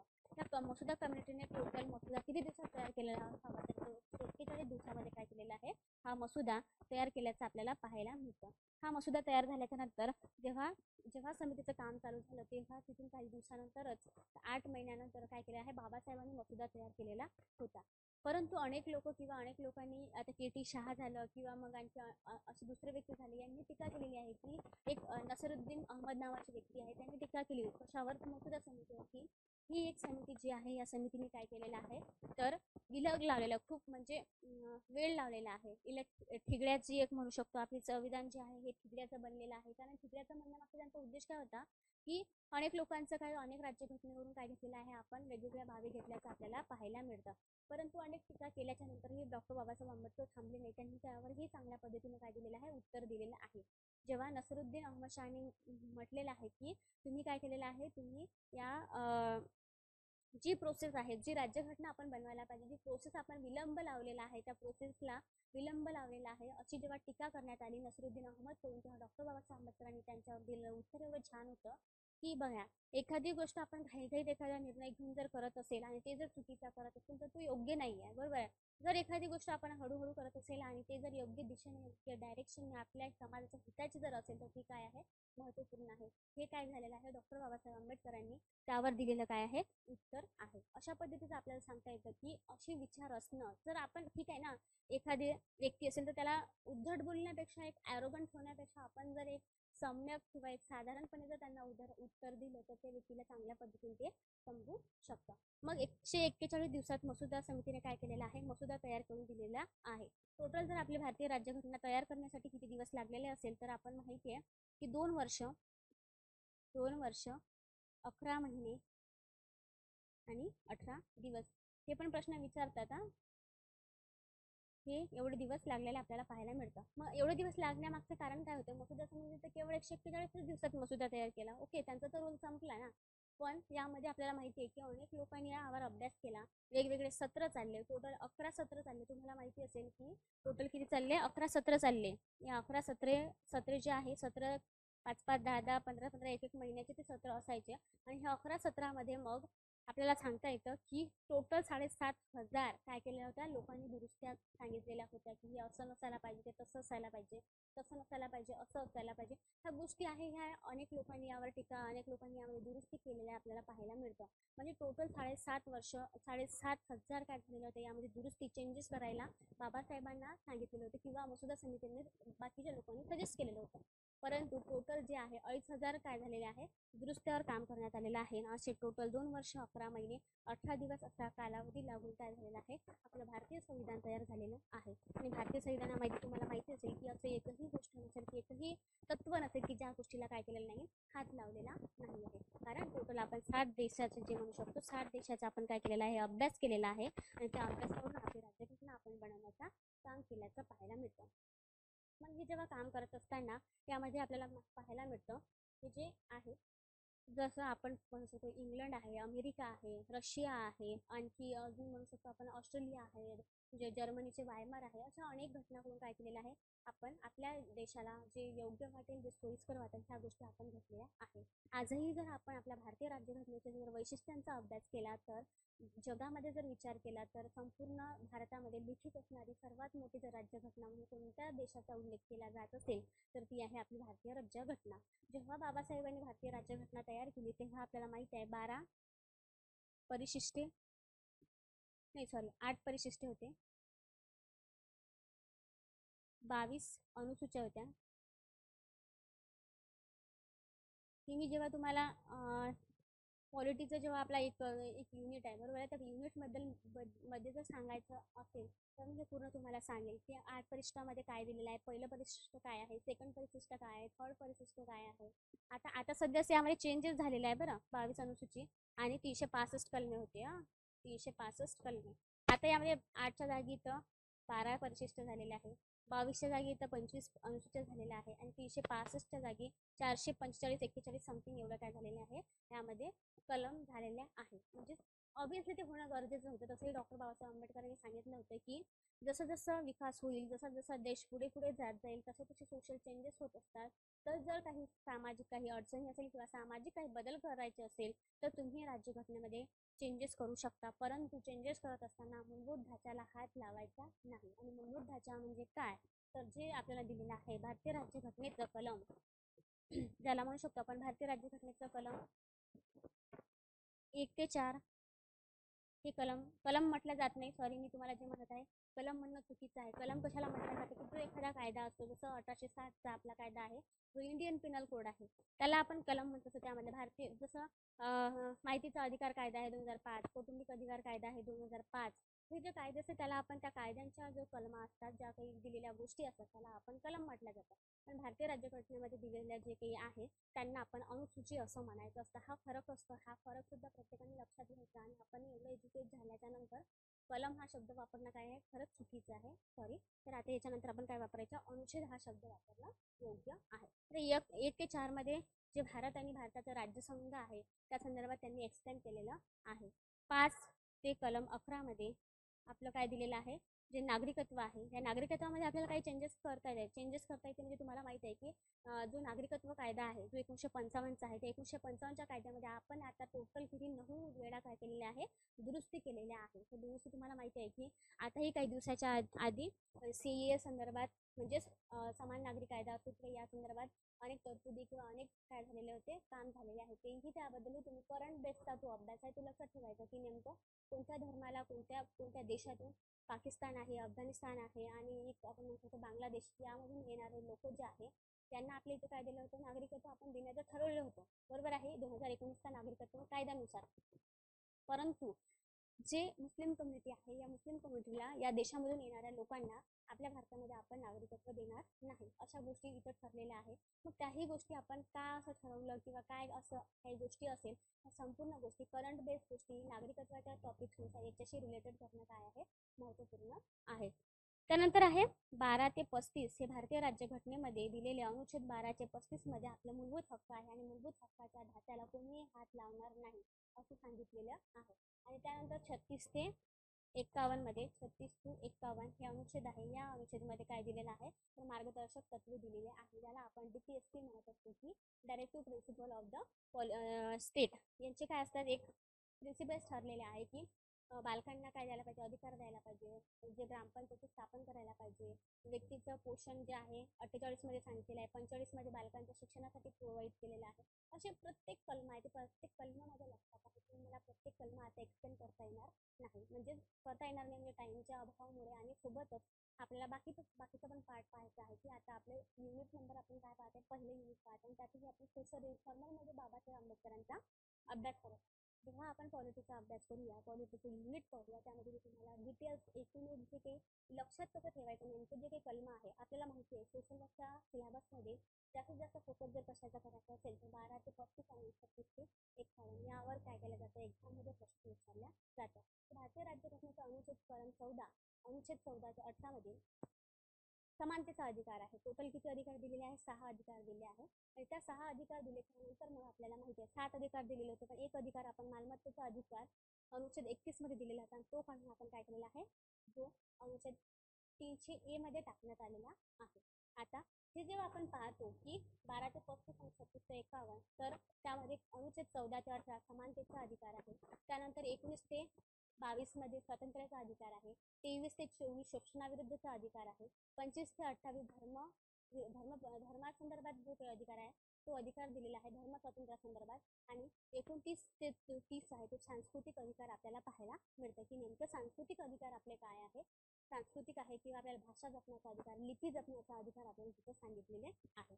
आणि त्यानंतर जो आहे, जो सर्वात महत्त्वाचा जो अधिकार आहे की वरील जरी 5 जे अधिकार असेल पण जर एक जो अधिकार नसेल, जो घटनात्मक अधिकार आहे, जो आपण म्हणू शकतो की जो भारतीय राज्यघटनेच्या अनुच्छेद 32 नुसार दिलेला आहे तो अधिकार आहे घटनात्मक अधिकार. आणि तो अधिकार आहे की आपल्याला जर न्यायालयात जायचं असेल, सुप्रीम कोर्ट असो, हायकोर्टमध्ये जायचं असेल, की आपल्या हक्काचं उल्लंघन झालं असेल तर आपल्याला जो प्रतिषेध नावाचा जो आपण म्हणू शकतो प्रतिषेध आहे, अर्ज दाखल करता येतं, बंदी प्रतीक्षण नावाचा अधिकार आहे, उत्प्रेक्षण नावाचा अधिकार आहे.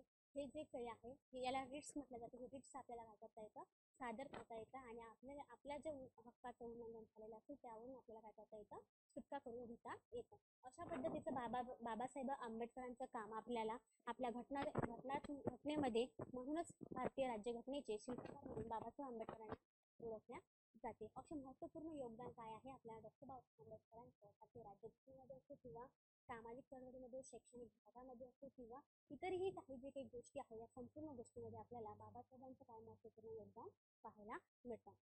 अशा पद्धतीने आपण आजच्या लेक्चरमध्ये ताराबाई मोडक असो आणि ते वाघ असो किंवा महर्षी नंद केशव कर्वे असो आणि डॉक्टर बाबासाहेब आंबेडकर यांच्याबद्दल आपण संपूर्ण इन्फॉर्मेशन आजच्या सोशल रिफॉर्मर्स याबद्दल आपण पाहिलेली आहे.